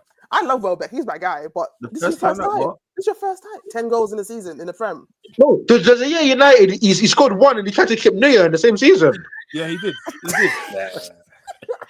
On one goal. Yeah, when he tried to chip Neuer, that was... You know, it's with Welbeck. Danny Welbeck is the Cristiano Ronaldo of Eddie Nketiah's, you know. Yeah. That's a top end model. That's a top end model. I mean, they're both rich Ghanaians as well. Both rich Ghanaians. It will work. I swear this one year for Brighton, he was clapping goals. This is what we're saying. That's what Adrian said about Nicolas Jackson. Even Jackson got 10. And Welbeck Jackson got 10, yeah. Premier League goals. Wow. Welbeck. But hey, he's still my guy though. But that is hilarious. That guy Wells. That's why we even named this part of the episode. Not that guy. It came from him. Yeah. So I'm saying, like, Welbeck is a cult hero type vibes of like he's just can't really hate him. You can't. Oh, That's when you play for Arsenal and United, that both you know Arsenal what I mean? United Like, fans he scored against United and celebrated. So it's like, but I don't really hear much United fans hating him. No, you don't. You can't hate Welbs, man. Do you know why we don't hate Lola from United? His academy. Do you know what I mean? Look at that. We don't blow our academy players. Right. Is that where we're going? That's where you lot took it. And in the words of Prophet Kendrick Lamar, we're taking it further. Honest. Wayne Rooney, where does he rank in terms of Manchester United legends? He's a scouser. Now what? No. Where does he rank? No. You were gonna make the point that he's a scouser. Now what? No, I'm not making a point. He's a scouser. I'm asking you, where does he rank? What's the point you're making? You called him a bottom tier legend because he handed in a transfer request. Who? Rooney. Who called him a bottom tier legend? You said he's in the bottom tier of all the Manchester United legends. Who called him a bottom tier legend? Damn. Eddie, you don't remember? Show me the tapes. Did I say that? Show me the tapes. It's too specific to make up. I'll look. Show me the tapes. Okay, but even still, it's bottom tier of legends. Let's say he did say that. Bottom tier of legends, I don't remember it still. What, because he handed in a transfer request? So why can't we blow Trent's backside? Dude, show me the tapes. They didn't boo him. And Trent didn't. First of all, that's he's getting threats. But second, and you Arsenal fans, do you know what you done to Papa Wenger? No. You made him cry. Don't do that. Peter Majuzzi and Oscar Majuzzi, you guys are part of the group chat. This is what I don't like. You lot leave me to police these guys when they're moving mad, and you lot don't say nothing. This is what Adrian has done all season, and you lot will be silent. And Oscar's keen in the back. Talk to your boy. He's moving. Yeah, Adrian, I don't remember Ernie saying that. Pull the receipt. Oscar, let's say, just like Lola said, let's say I said that. This guy said if he ever comes to L4, he needs to keep his chain tucked. Are you fucking lying? What's going on here? Yeah. He ain't got the streets no more. He has to check in. Oscar, a man who works in recruitment said he ain't got the streets. Are you the streets? Let me even do it for me. Calm down. Even though I have never and will never ever boo Wenger. That's my guy. But let's say this anyone here can do that, Wenger. Wenger. He's trying to deflect. Let me finish. He's trying to deflect. So let me go there. Say he got booed. Yeah, Arsenal fans got shamed for that mercilessly. Right. Yeah. It was a merciless enough. It was a merciless enough, I'm afraid. Arsenal fans got shamed for that, and especially from Liverpool fans who like to be high and mighty. So let's not do deflection. If you're gonna, you made him cry from Stoke to London. My guy, you can't go high and mighty and then absolutely try and break your own guy. I'm ending the 2024-2025 season thinking Adrian is a typical Scouse. Damn yeah, I can't believe it. So be it. This season. Adrian used to be the voice of reason. He was Philip Banks. In fact, not that guy's Adrian. It's official now. That's done. Wait, how come? Wait, guys, how come? Foolishness. That's why. Wait. Okay, let me get this straight, right? So Liverpool fans, right? We're lambasted for being pissed off at man leaving, but you can fly a plane over the Emirates and ask for Wenger to. But no one said that. Arsenal fans get lambasted every season, bro. No, We're cool. not doing this today. We're Cool. not. Cool. I don't like about Liverpool fans. The minute you critique victim, the minute you say something victim, Right. oh my God, take your L, bro. Take your L, man. Oh, Right. And you'll never walk alone unless your name is Trent Alexander-Arnold. You never walk alone until you start walking alone. Guys, It's got mural. It's got mural outside Anfield, by the way. Or for That- black wraps I'm gonna up. strip it. I'm gonna strip it myself. racism. They did the same What? thing to Sterling. They did the same thing to Sterling. They He got a told the manager, Now the Sterling, Where's to my be fair, the contract? Sterling one was the core. man said, "Oh, Lolo, we know." It's the pattern. We got a pattern, baby. We got a pattern. Aren't they the ones that endorse Mr. Suarez? Aren't they the same ones? Okay, cool then. So, The Sterling one was the no leg to stand on. That was bad. Sterling was told your contract is going to be ready after the World Cup. Oh, Mr. Rogers, where's my contract? Hey, bro, it's looking a bit crazy. You get me? And then all of a sudden, oh, Sterling's a snake. He's going to Man City. Why can't he win trophies at Liverpool? The same rhetoric, as if Liverpool is God's gift to the earth. Get out of town. Get out of here, man. On that massive bombshell, guys, that wraps up this week's Top 4 podcast. You lot have been sensational. What a way to end the episode. What an episode it was. I'm exhausted. I'm flipping exhausted. We didn't even talk El Clasico. I mean, Man, like Lamine the Dream. what? Hey, Oscar, do you know you're a smart man? Because you don't really say it at the dying embers. You want it to be spoken about, innit? It's not getting spoken about to now. It's not going to happen now. The be the dream, though. Mbappe, another hat trick for Mbappe on a losing side. I said, I'll tell you what's going on here, mate. What is happening? You know, but can I be real? If you score a hat trick, you didn't lose that game. Yeah, I agree. You left with something. Mbappe's got 2 World Cups. Shout out to Kai Rooney, man. Mbappe scored 4 times that game. Yeah, he's got 2 World Cups. Yes, man. And until next week, guys, we'll be back talking all things penultimate weekend of the season, the Europa League, FA Cup, all of that. Europa League, FA Cup final. Yes, indeed, FA Cup final. We'll preview the Europa League final because and I think the Champions League is the week after, isn't it? So it's still some time. What, no Conference League? No one Come gives on, a bro. damn. Okay, when is the Conference League final? Whoa! Everyone knows and nobody cares. When is it? The main event is after the Europa League. Europa League's the precursor. Wait, what? Wait, are you serious? The Conference League is after the Europa League final? Yeah. So the Conference League, sorry, Europa League is next week Wednesday. The Conference League is the following Wednesday.